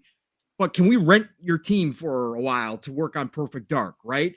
And Square Enix was more than happy to take that bag, right? They were disappointed with Crystal Dynamics. So, yeah, a bag from Xbox to rent them out, sure, it's going to make up for some things, right? So, yeah, they rent them out. But then also, in the meantime, because Daryl Gallagher has inside baseball knowledge, because Phil, of course, is in love with Tomb Raider, they found out about these two turned down projects, and one of those projects was Tomb Raider. So as Phil's passing over the briefcase full of cash to Square Enix, he says, oh, by the way, we heard you turned down a new Tomb Raider from Crystal Dynamics. Now, I don't want to know why you did that, but I love Tomb Raider, and I want Xbox to have Tomb Raider, right? I always have. We got history over here with Lara, right? We've done this before. Why, again, I don't need to know your reasons, but let's say we just don't want to rent them for Perfect Dark, but let's say we want to help Crystal Dynamics and you as the publisher go ahead and make that a reality, and let's make this a multi-game deal. Can we work that out as well? Well, if Square had no plans for Crystal Dynamics, if they already were turning them down, and Xbox is willing to front, if not all the money, a great portion of the money to develop Tomb Raider, well, then what's Square Enix going to lose? Nothing. So why would this not be able to be turned into a multi-deal, right? Where Xbox gets maybe some timed exclusivity, maybe Game Pass day and date, maybe full exclusivity, right? Whatever the case may be. But they work out that deal because, like you said, PTK, Phil loves Tomb Raider. Phil loves Lara. He's wished that they had their own Tomb Raider. If you got the opportunity and you've already got that working relationship with that team, and now you're already cutting one deal with Square Enix, it wouldn't be very hard to say that another deal could be cut for that to happen. So I think that's also a possibility here, and very interesting. Again, you want to put the tinfoil hats on. You really want to go deep diving into conspiracy and speculation town here. I can do that for you as well. Go ahead and look at that UE5 presentation. Go ahead, and it's very curious. If you watch it closely when they're talking about all the studios working on UE5 prior to Crystal Dynamics showing up there, you can go ahead and see a scenario and a time that when they had all their plans in place, that maybe last month or maybe a couple weeks ago, Xbox would have come out and announced, hey, by the way, we've acquired Crystal Dynamics and the Tomb Raider IP.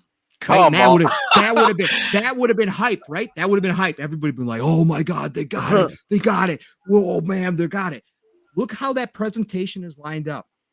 Not a couple minutes prior to Crystal Dynamics showing up and announcing, they had the big old graphic up there showing all the studios from Xbox working on it on UE5, right there. I think there was 8 or 9 of them up there. Boxenberger thinks that there's 14 total teams under Xbox working with UE5, just as a side note. But they had that nice graphic up there showing all those studios. Man, oh man, could you not see how that presentation with a little bit of a change, right? Had they announced that prior acquisition, damn, Pong. Why you gotta go Crystal there, D would have been there Man. and been like, hey, by the way, guess what? That's right. We are now part of Xbox, as you all know, and we are here today to say we are joining the ranks of those Xbox teams working on UA5, and we've got the new Tomb Raider started up. Guess what? Bro, the internet, you could just see how that lined up, and that they had to change it a little bit because the acquisition was not announced. It's on pause, but they changed it a little bit, but it lined up perfectly with how that could have gone down.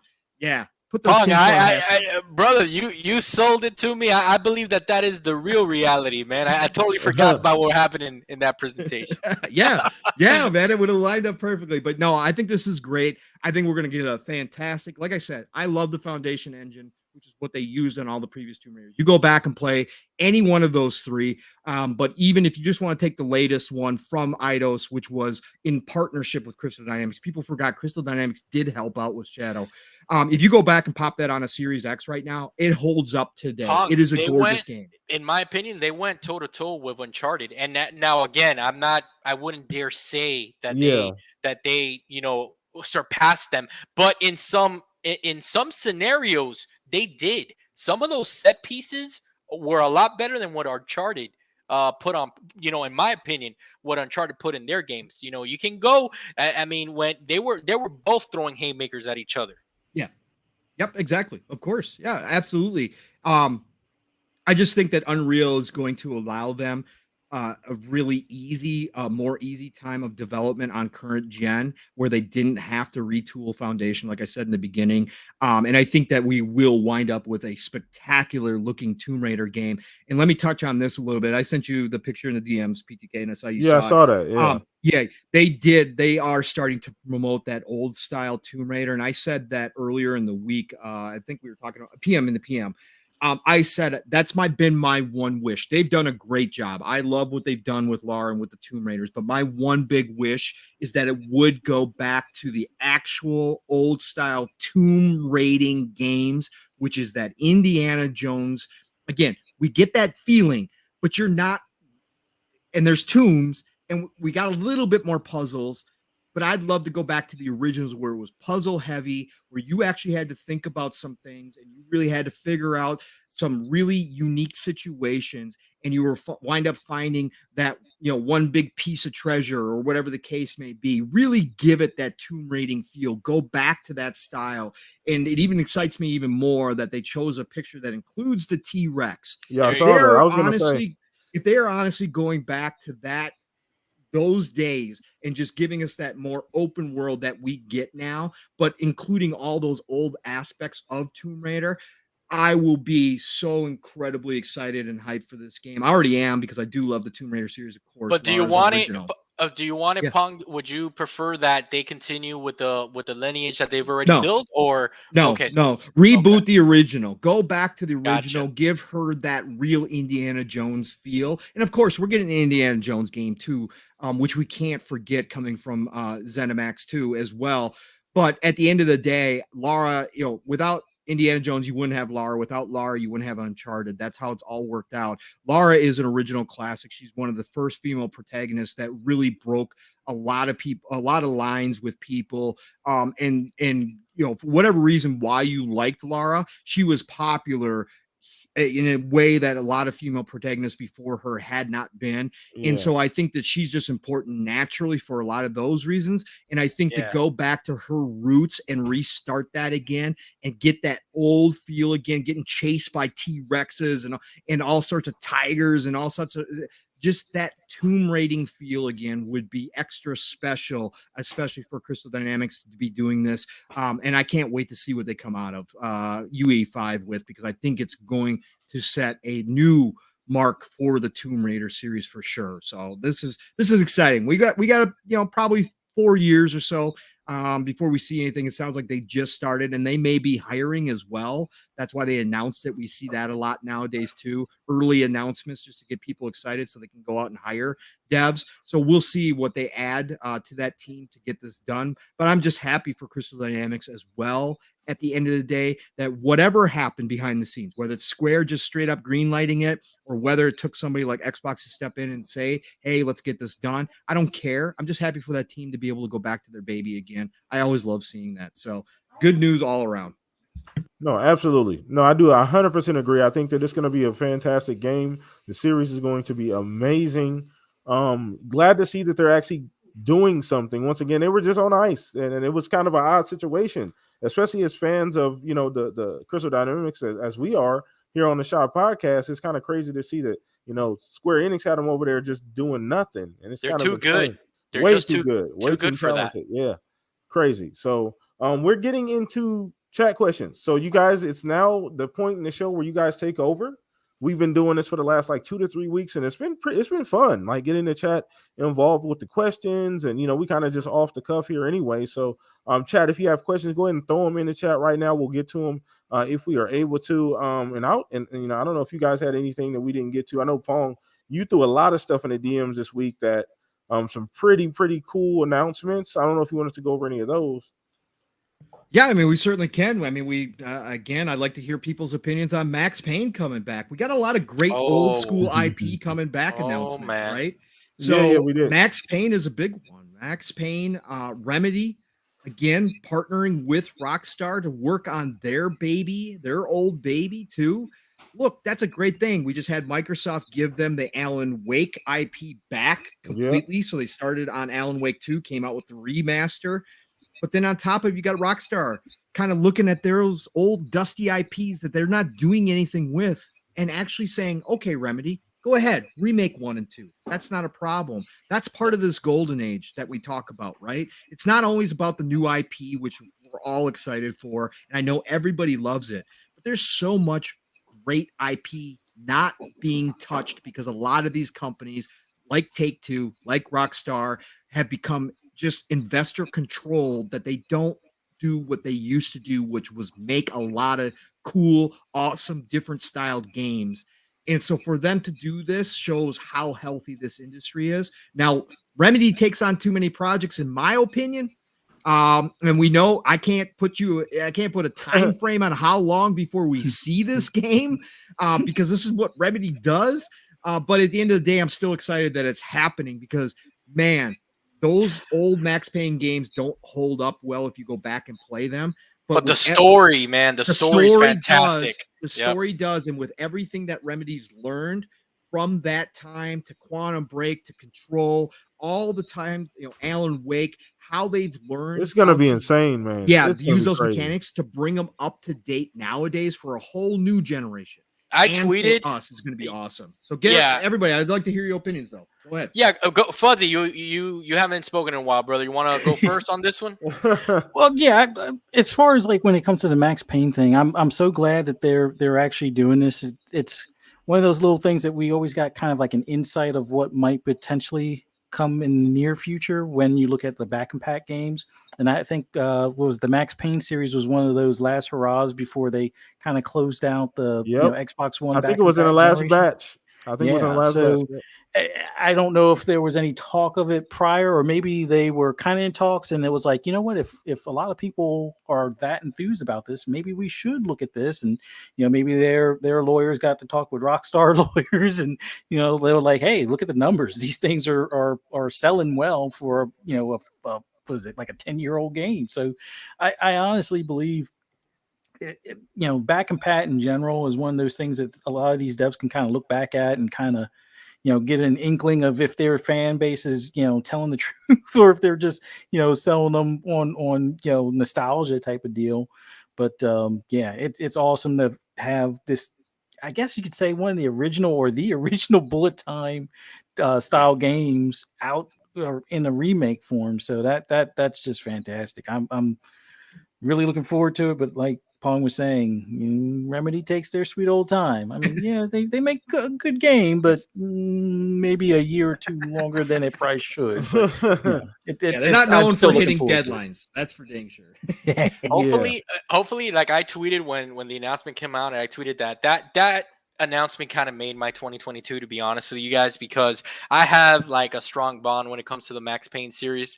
I'm a big comic book reader ever since I was, a child, right? So I remember playing Max Payne 1 specifically on the PS2, and just the way that story was told was kind of like in a graphic novel form, and it stuck to me, dude. It was a dark and gritty story. I'm a sucker for that. And whoever's listening to this probably thinks I'm a poor I'm a weirdo. I'm always talking about that. I like gritty stuff, but I really do enjoy that type of storytelling. And I remember I beat Max Payne 2 on the OG Xbox as well. And I just feel like if Remedy we talked about this last night. I was on K Mega Show, and there were some concerns with Rockstar being the publisher, especially with the track record of the latest GTA trilogy remasters that came out, that they weren't the highest level of quality. And shame on Rockstar for that, right? They should have known better. But I think that this is going to be different for anybody that has concerns about Rockstar, because Remedy, this is I don't think I'm going out on a limb here when I say this is Remedy's baby. Max Payne is what put Remedy on the map. Yep. So I think that they are so passionate about working on Max Payne again, especially Sam Lake, right? I mean, his face was used for the character in the first two games. I think that they're so excited to remake these games. I think that they're really going to go above and beyond with these because this is their baby. 100%. Agreed, and they really have to because they can't just do a polish on those old games. Go back and play 1 and 2. They can't. They do not hold up graphic. It's too old. Mona, remember? Yeah, Mona. It's too far gone. Like 3 can still hold up pretty well. I played that on backwards compatibility, and it's still pretty decent. I'm just hoping that, like you were talking about, that they give. I think it's a miss that Rockstar didn't go ahead and give them 3 and say, hey, while you're at it, do this for us and make it a trilogy, a complete trilogy, because I think that is a miss. But I think that also may mean that Rockstar has plans that even if they take a small team and they just remaster 3, because 3 is still pretty okay when you pop it in, they could remaster that next to these 1 and 2 remakes and put it out as a trilogy. But Rockstar remains in control of that one because for people who don't know, Remedy did 1 and 2. Rockstar owned the IP, basically said no to Remedy, and then did the 3 on their own, right? So that's kind of how it went. So maybe they're going to do it in tandem and announce it a little bit later. I'm hoping that, or at the minimum, they wait and see the reception for 1 and 2 remakes. And if it does well, they themselves go ahead and maybe remaster 3 and then start work on a brand new 4 with a small team and say, okay, we're going to put out 3, we're going to put out 4, and you're going to get a remaster along with it of 3. I hope why I think that you're right on on them working on a remaster for 3, because when they announced it for backwards compatibility, they didn't include FPS boost on it. So that right there is it's a small hint, but it could be that Rockstar said, listen, we'll let you guys put it on there, but don't do any enhancements because we have plans further down the line to re-release this. Yeah, and I hope so, and that's the biggest thing. Like, again, Rockstar is not the Rockstar of old. I've talked about it many times. I mentioned in the beginning of this. I would like to see them have a little bit of that EA creep in, that Zampella proved to EA that single-player games still have a place. They're making so much money off all their other franchises that to have a small team work on a single-player game like Max Payne that has history, that you don't need a gigantic team on Max Payne. It doesn't have to be open world. It can be a nice linear Max Payne like it's always been. Just give us the story. To have a small team work on that on the side and continue that series would be the best thing that comes out of this at the end of the day. I hope that's what happens. I think that Rockstar, the last thing I'll say is, I think that Rockstar saw how much money they made with the GTA remaster trilogy, that they're on board, 100% on board for this. Yeah, no, definitely. And once again, chat, we're taking questions. So anybody has questions, throw them in the chat. We got a few minutes, about 20 minutes or so left in the show. So once again, let us know. Anything else, Fuzz? You have anything in the chamber? Wolf, anything you guys wanted to cover?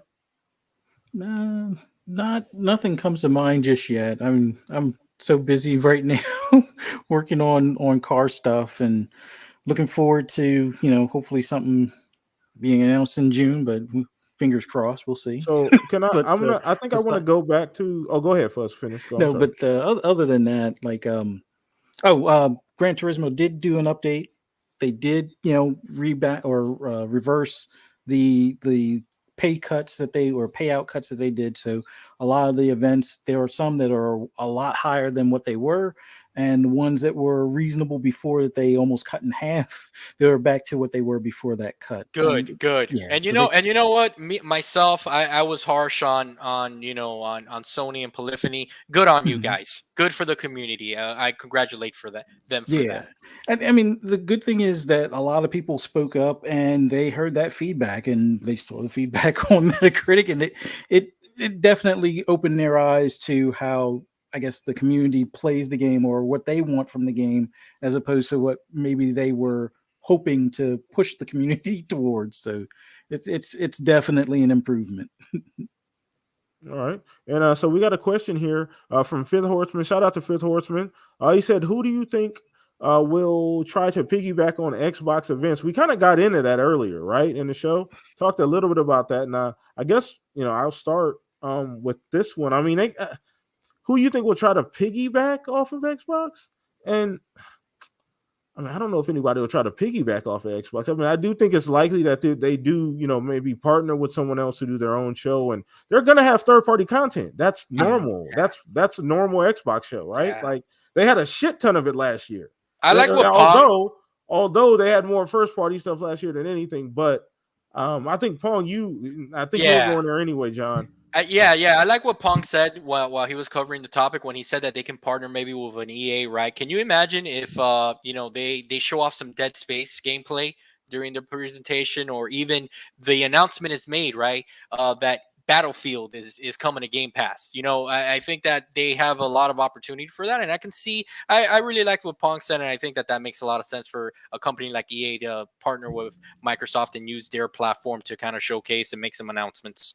And I think announcement for Ubisoft Plus coming into Xbox, that's a perfect moment for that. So I think Ubisoft definitely is a great partner. They got a lot of games in the works and a lot to show, and I'm sure Microsoft is going to have some marketing deals with them. So I think Ubisoft would be another big giant player that comes along with Xbox just as part of the showcase. I think we're going to see more than just those two, but those are the two most prominent ones that I can think of offhand, unless they have a special deal with somebody that we're not aware of, making a game that we haven't heard of, which is certainly possible. We know they've been spending money out there, and we definitely know that we could see some really big surprises out of this E3 as well. So, absolutely. Okay. No, absolutely. Fuzz, you want to dive in on that? Oh, just looking forward to if they do partner up with EA. Go all in on Need for Speed. It needs to return to its glorious form of the past. That was another great announcement this week, right? Fuzzy, what would you prefer? Would you prefer an underground comeback, or I would personally prefer a Hot Pursuit? I'm thinking Hot Pursuit, just because there isn't really anything out there like that. Like you can kind of do like an underground thing, hopefully with what was it, Solar Crown? But I think that got pushed back, that Test Drive game. But, Test Drive, yeah. I'm hoping for more of like a Hot Pursuit. I've been kind of trying to hint to Playground, hey, add a mode like that. They kind of have like a cat and mouse thing, but it's not the same. Like they have police car, or they have a few cars you can turn into police cars in Forza Horizon.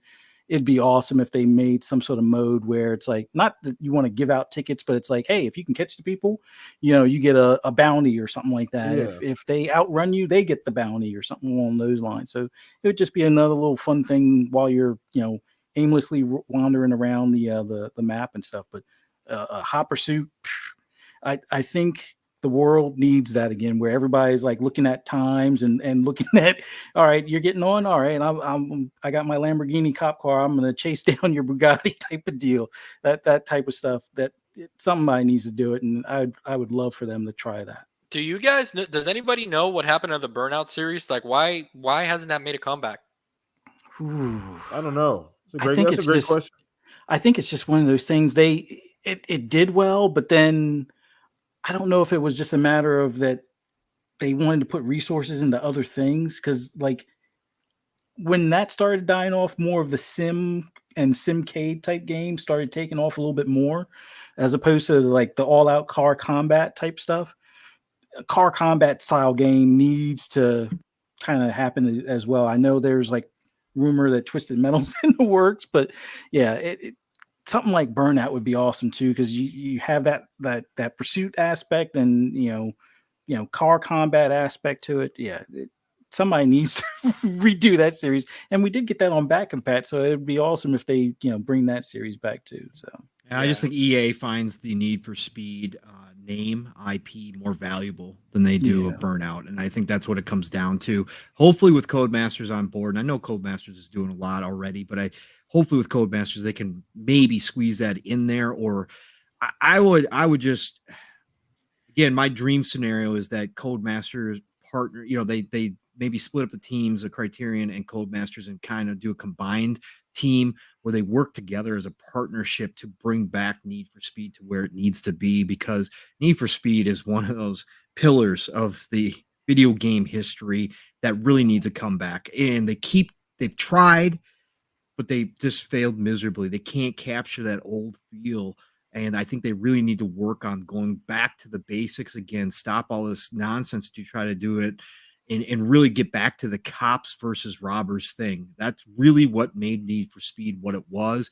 And then branch off. And that's why Underground works so well, because you still had that cops versus robbers, but then you added in the street scene and the customization and all that kind of stuff. You didn't try to reinvent the wheel. And I think they tried too hard to do that with like Payback and all that kind of stuff. It just does not work. Stop. Just give us what we want, which is the basics, and make it good and bring back that arcade feel, that driving, please. It does not have to be realistic in Need for Speed. That's not what Need for Speed was about. You don't have to mix sim in there. Just give us back that old, I can drift around any corner at 180 miles per hour. That doesn't, I don't care if it's not realistic or whatever the case, just make it happen, because that's what was fun. Pulling off some crazy, crazy stuff to get away or to outrun somebody. That was the best part about that. So let's bring that back. Great point. Yeah. BTK, can I ask a question? Yeah, sure. Are any of you fellas planning on watching that new Sonic movie? I got tickets for next week to take the little one. My kids are older, so at this moment, no. But I think it's one of those things where it'll eventually be on the family watch list. Like I waited, instead of going to the theater for Batman, we're waiting for it to stream. So that's the next big movie on the to-do list. But man, being the Sega kid, I probably should just go see it just for the fact of same the here. nostalgia part. But I like the first one. The first one was good, dude. Yeah, but my kids are like, I showed them a lot of my old Sega games from Sega Genesis and my Sega Saturn. And they're like, that's what games look like back then. And let me tell you, what got me hyped up, honestly, was, man, that marketing team making those posters on point. Let me tell you, those posters have been pretty good. Well, they definitely got the what's his name, Jim Carrey, looking like the bad guy. But man, oh man, I'm glad they listened to the fan community on the first one with the change and look of Sonic himself. And I don't know, I just my kids now, they if I told them the Sonic movie, they look at me like, come on, Dad. It's like we're playing Call of Duty. We're playing. We're too cool for that. We're too cool for that, Dad. I got you.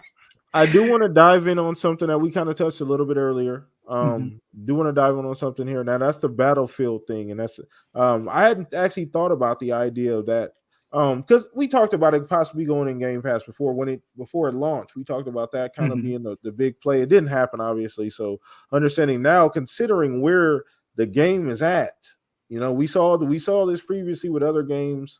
Falling in the Game Pass and then having some success. Most recently with Guardians of the Galaxy, I believe they've come out and said, I can't remember the specific article, but somebody come out and said that the game, obviously it was an interview with Eurogamer.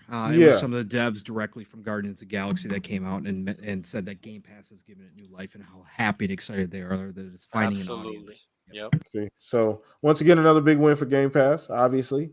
But I want to talk about the Battlefield thing, because obviously Battlefield has been crushed regarding its like perception and just the media, and just they've kind of boxed themselves into this corner with just seemingly not listening to the community at all, and doing the complete opposite of actually what's needed to be done. And I know, Pong, obviously this has been a kind of a big thing for you, but is that something that you think? It's really a content issue at this point, right? It's like it's a game thing. It's not where the game is played issue, right? It's a game problem. It's a culmination of everything that they've done, and now that they've come out and freely admitted that they're basically abandoning the game. Look, like I said, I had hoped that Zampella was going to come in and try to fix what was there, because I think that the base of that game, especially with Portal, there's a ton of untapped potential, and they had big plans to expand Portal and to add more levels from some of the classic titles. And I think they could have brought it back. Yes. Was it on life support? Of course it was, but they could have brought it back. We've seen it time and time again. If you treat something like that with tender loving care, and you have a name attached to it like Battlefield, with a fan base that is willing to forgive and forget and come back, if you do it right, they could have. But now that they did not drop it into Game Pass. Of course, it was going to come to Game Pass anyway, because eventually it was going to go into the vault for EA and we were going to get it, right? So that was going to happen eventually, but they should have done it right away. They should have thrown it in there. They should have made it free to play. They should have done whatever they needed to, but instead they chose to continue to come out with BS narratives that they were going to work on. And then all of a sudden now we hear that they're already working on the next Battlefield, and we learned our lessons once again from 2042, right? That was at one point the future of Battlefield. They were talking about this as being a games as a service, ongoing game. They were going to expand. Now we hear, nope, we're going back to the drawing board. Zampella obviously said, bury it, right? He looked at it and said, just get it over with, bury it. We're not going there. We're just going to start from scratch. So I don't even know if Game Pass would help it. Sure. Would people jump into it? Yeah, I think people would probably jump into it just to see if it's as bad as everybody says it is. And they probably play it and be like, why is everybody complaining so much about this game? This game ain't the half bad. Yeah, I can see some issues with it, but realistically, this is still a good game. And I would be like, yeah, that's what we've been trying to tell you people. But it's too late now, I think, PTK. I really do. So. Wow. And that says a lot once again, guys. If you're like not new here, you know how Pong feels about Battlefield. That was my fears come true, right? I expressed my absolutely. fears before launch that I would be the only person playing it with a bunch of bots, and that came true. And I have uninstalled it after spending $120 because I've got other games that I'm currently working on. I needed the room, right? They burnt the community pretty bad on this. Yeah, this release.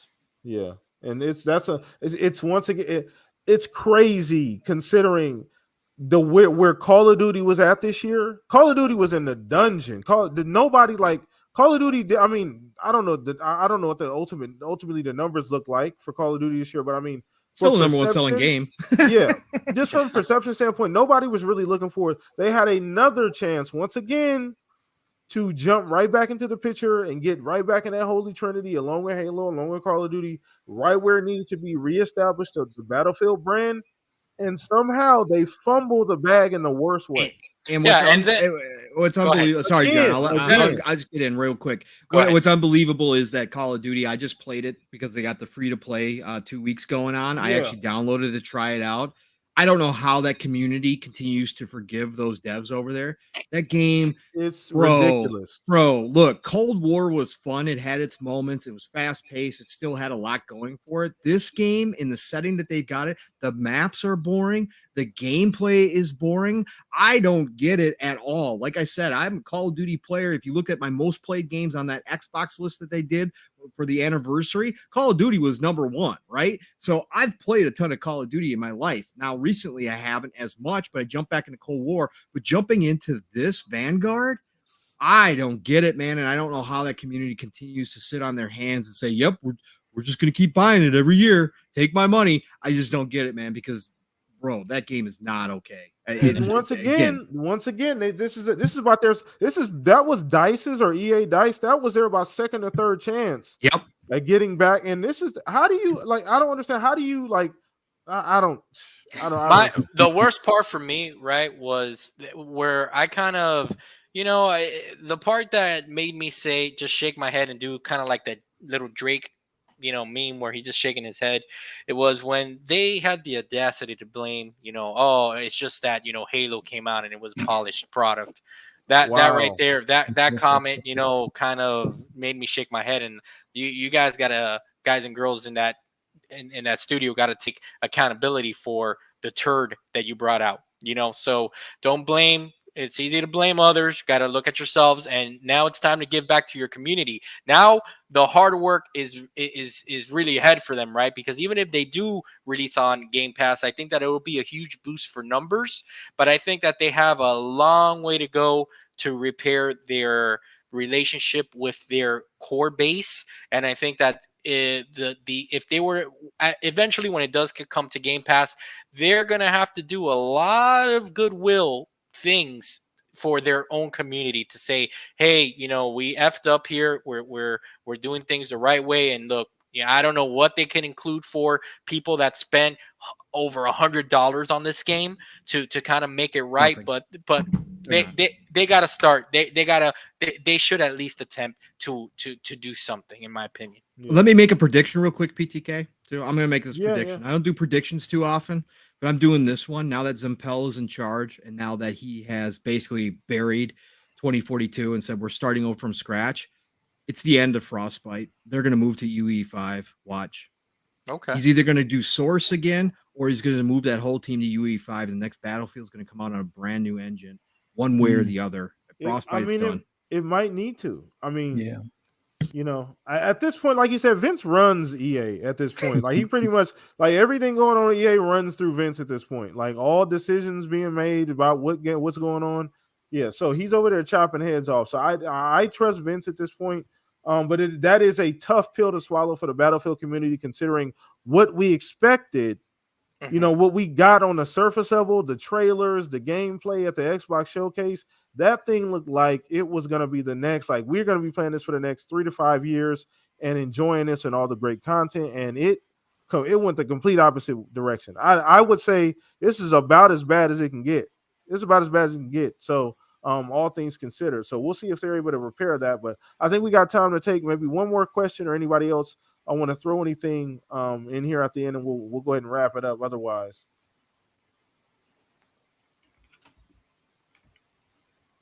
let's see. we'll wait on chat to see if you guys have anything else. Yeah, I'll throw this in there while we're waiting on chat. Oh, go ahead. Go ahead. Great article and interview done by God. Who did it now? Oh, of course, my mind froze. But Jack Tretton. Good old Jack Tretton. Oh, yeah. Coming out in the news. It was actually, I think it was IGN. IGN did the interview. Anybody who's interested in the industry like we are, that likes to deep dive the business side of things and that kind of aspect of it, go read that article. Jack Tretton, of course, for people who don't know, is actually was the head of PlayStation when they came out with PS1. He was responsible for the launch of PS1. This guy has been in the industry, well respected, more Jim Ryan than Phil, but does have some gamer to him and always was a likable guy when he was up on stage. I always appreciated Jack back in the day. He actually came back to Sony for a second run as well, as CEO. So this guy's got a lot of respectability. Interesting that in his interview, we've heard a lot of doom and gloom from people, a lot of negativity from Sean Layden about Game Pass, all that kind of stuff. Jack actually is doing a new bit. He's starting up an SPAC to help smaller dev studios get to go public. So his group basically comes in and does all the business side of things, is hands off when it comes to creative side. But, you know, obviously they take a piece of the pie. That's why it's business at the end of the day. But he helps these developers who need to go public with that aspect of it so they can get the funding to make these bigger and better projects for us. So really interesting read, though, that he came in and they asked him specifically about mergers and acquisitions, about the Activision Blizzard deal, how if it was bad for the industry. And he took the approach that we like to take, that a lot of us in this community like to take, that no, this is just a sign of the health of the industry. And actually an Activision Blizzard acquisition by Xbox actually helps the industry because that hole that's created is filled up by new teams and by new dev studios. And he was talking about how many are springing up, and that one of those new dev studios that fills that hole actually could become the next Activision Blizzard. And so that he's excited to see that stuff happening. So I just thought it was a real positive piece compared to some of the doom and gloom we hear. So go check that out for anybody who's interested. That's a great point. Yeah. I love that. So shout out to Jack Tretton. Just a great statement. And once again, kind of brings home everything we talked about today as far as the topics. Just diversity and having all these different games and being able to balance that between the fans' need and what actually, you know, the actual company wants, and trying to have that balance with so many different opportunities out there for, you know, collaborations and acquisitions. And, you know, we always have these conversations, but the one thing remains is that we're all fucking winning at the end of the day. Heck yeah, we are golden age gaming people. So at the end of the day, we're all winning. So, you know, it doesn't matter what side you're on. So that's the fun part about this. But other than that, I think we're going to go ahead and wrap the show up with that, man. It was another great show. We were locked in. Chat was locked in. A lot of people in here tonight. Appreciate the love and support. Hope you guys had fun.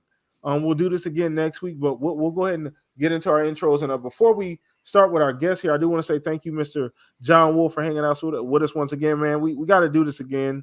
I appreciate you having you on, man. It's always fun, super knowledgeable. If you guys don't know, has a YouTube channel, has a Twitter account as well. All of that information down in the description. Please go follow him, support the man. Puts out great content, super knowledgeable. So I hope you have fun on the show today, John. Let everybody know where they can find you. Well, thank you for that, for selling me as well as you did, man.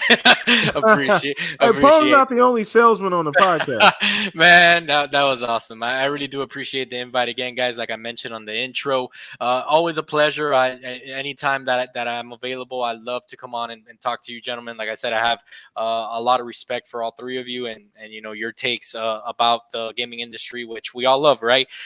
So yeah, guys, tomorrow I got Tim Dog appearing on the show. Shout out to Tim Dog. Yeah, for sure. We'll be talking Xbox. Will be, for me personally, right? Because I don't know his story. So I'm going to be asking him questions focused around his background in gaming, how he got into Xbox, why Xbox is his preferred platform. And then we'll be touching on some other comments here and there.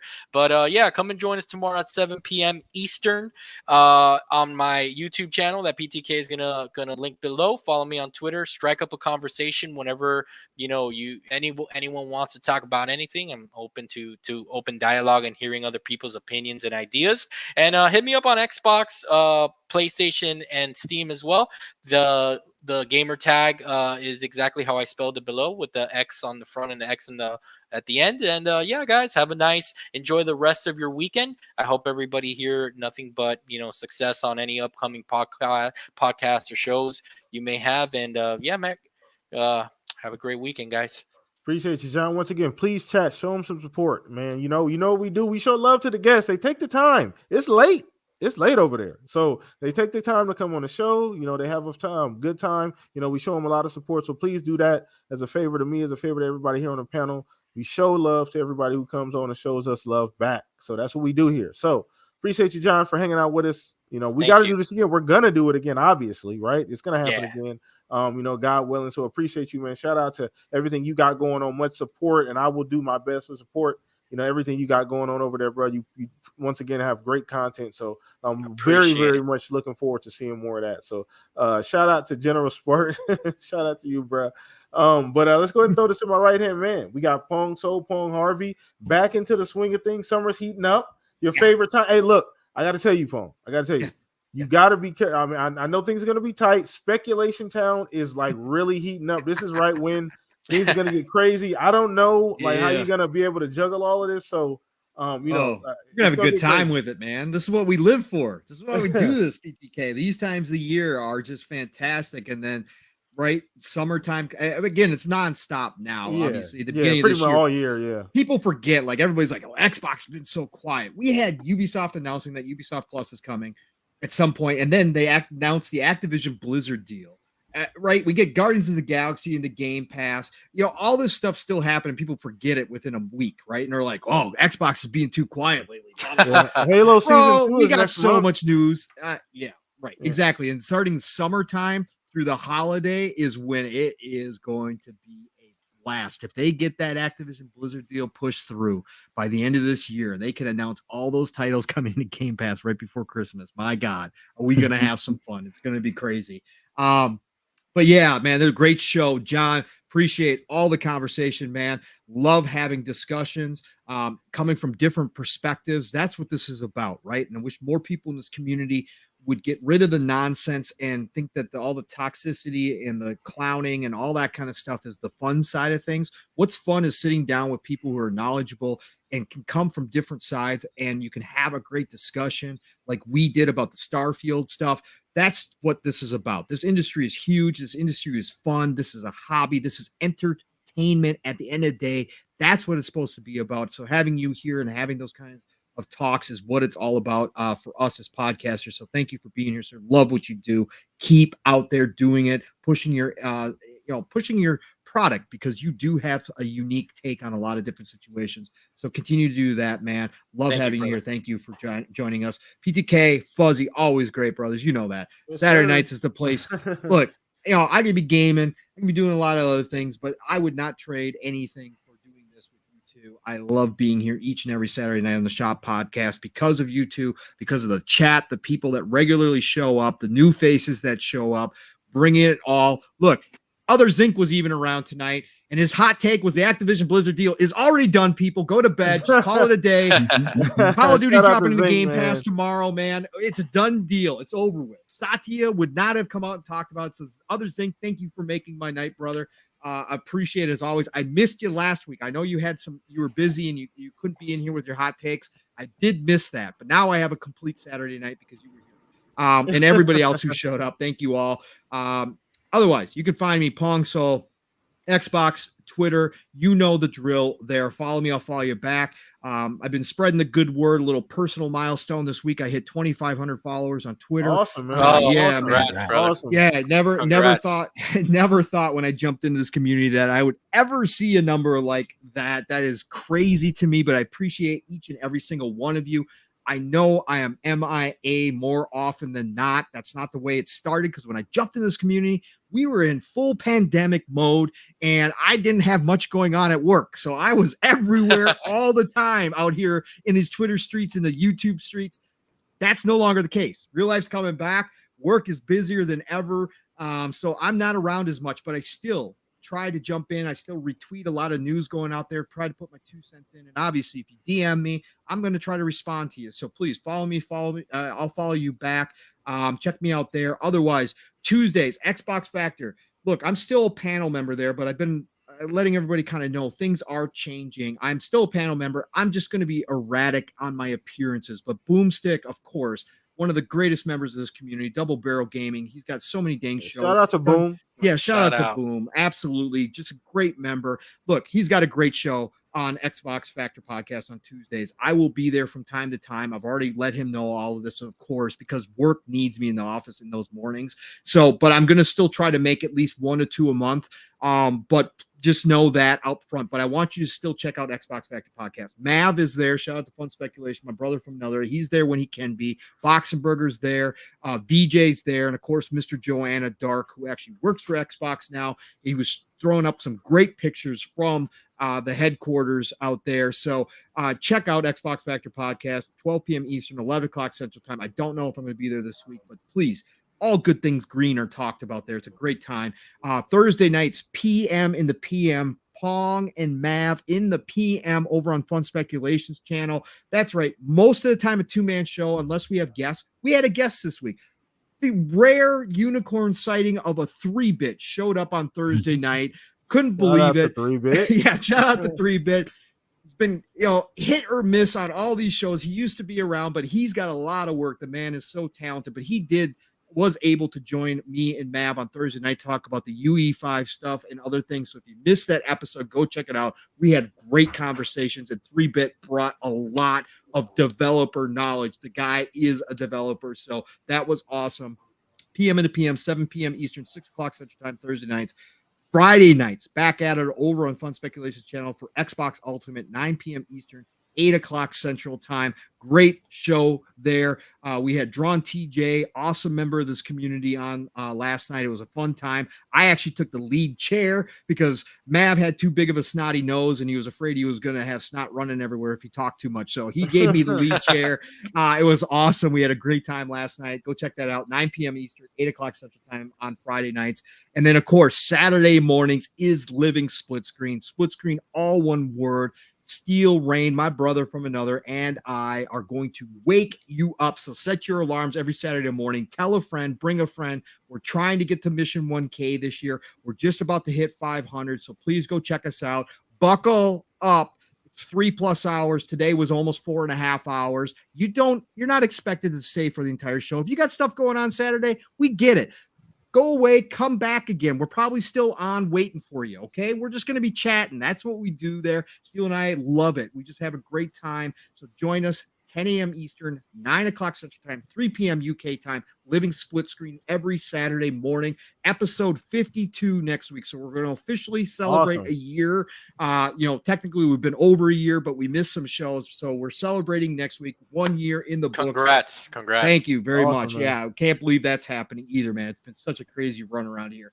And then otherwise, I'll be back next Saturday night, of course, here on the Shop Podcast. Thank you all for being with us. Love this show. Love everything that's going on. It's the golden age of gaming. People, get out there and enjoy it. Please don't let the clown show, the circus, the negative Nancys, the Debbie Downers come in and steal what is just an absolutely phenomenal time to be a gamer. Get out there, play what you love what you play. I'll talk to you all real soon. Thank you. And shout out to you, Pong. Appreciate you, man. Everything you do. Once again, follow Pong on Twitter. That is the easiest way to keep up with everything he has going. That man is all over the place. Schedule changes depending on work, things like that. So you guys know what to do. You guys been here for a while. If you're new, once again, follow the drill. We appreciate your support as well. So, Mr. Fuzzy Belvedere, man, while we're wrapping this thing up, man, let us know where people can find you. What you got going on, bro. Well, I want to say it was awesome having John on here again. Always love how his perspective on things and how he analyzes games and just everything in this industry. It's always awesome talking to you, man. Thank you. Always love being on here with you brothers, PTK and Pong. For sure. You guys are the second family. It's always great just sitting here chatting games with you guys and everyone that came out to watch us in the chat and those that'll catch it later. Greatly appreciate you guys coming out. Man, for anybody that wants to hear my ramblings on anything racing related, definitely check me out or follow me on Twitter at Fuzzy_Belvedere or on YouTube, Fuzzy_Belvedere. Got a lot of things I'm trying to work on and need to release as opposed to just doing a whole bunch of editing for nobody to see. But man, can't wait for some of the stuff that's coming out later on this year with some racing games. But always awesome being on here with you guys. Thank you so much. Greatly appreciate it. Awesome. Always love to have you on here as well, Fuzz. And man, last but not least, your boy PTK Blam across the board. Host with the most here. Once again, follow me on Twitter. All of the information down in the description below. Hit me up on Xbox Live. Appreciate you guys always rocking with us. Chat. You guys were amazing, beautiful as always. And people who are going to be watching this in the future, hello, how are you doing? Appreciate you guys' support as well. But we'll be here same time, same place next week. Hopefully, guess I don't know. I haven't really looked, but my DMs are open. So chat, if you're watching in the future as well, if you guys have someone you want to see on the show, my DMs are open. Let me know. Add me on Twitter. So appreciate that as well. But we're out of here, everybody. Enjoy the rest of your weekend. Have a great night. Be safe. Peace out, everybody. Go play Godfall.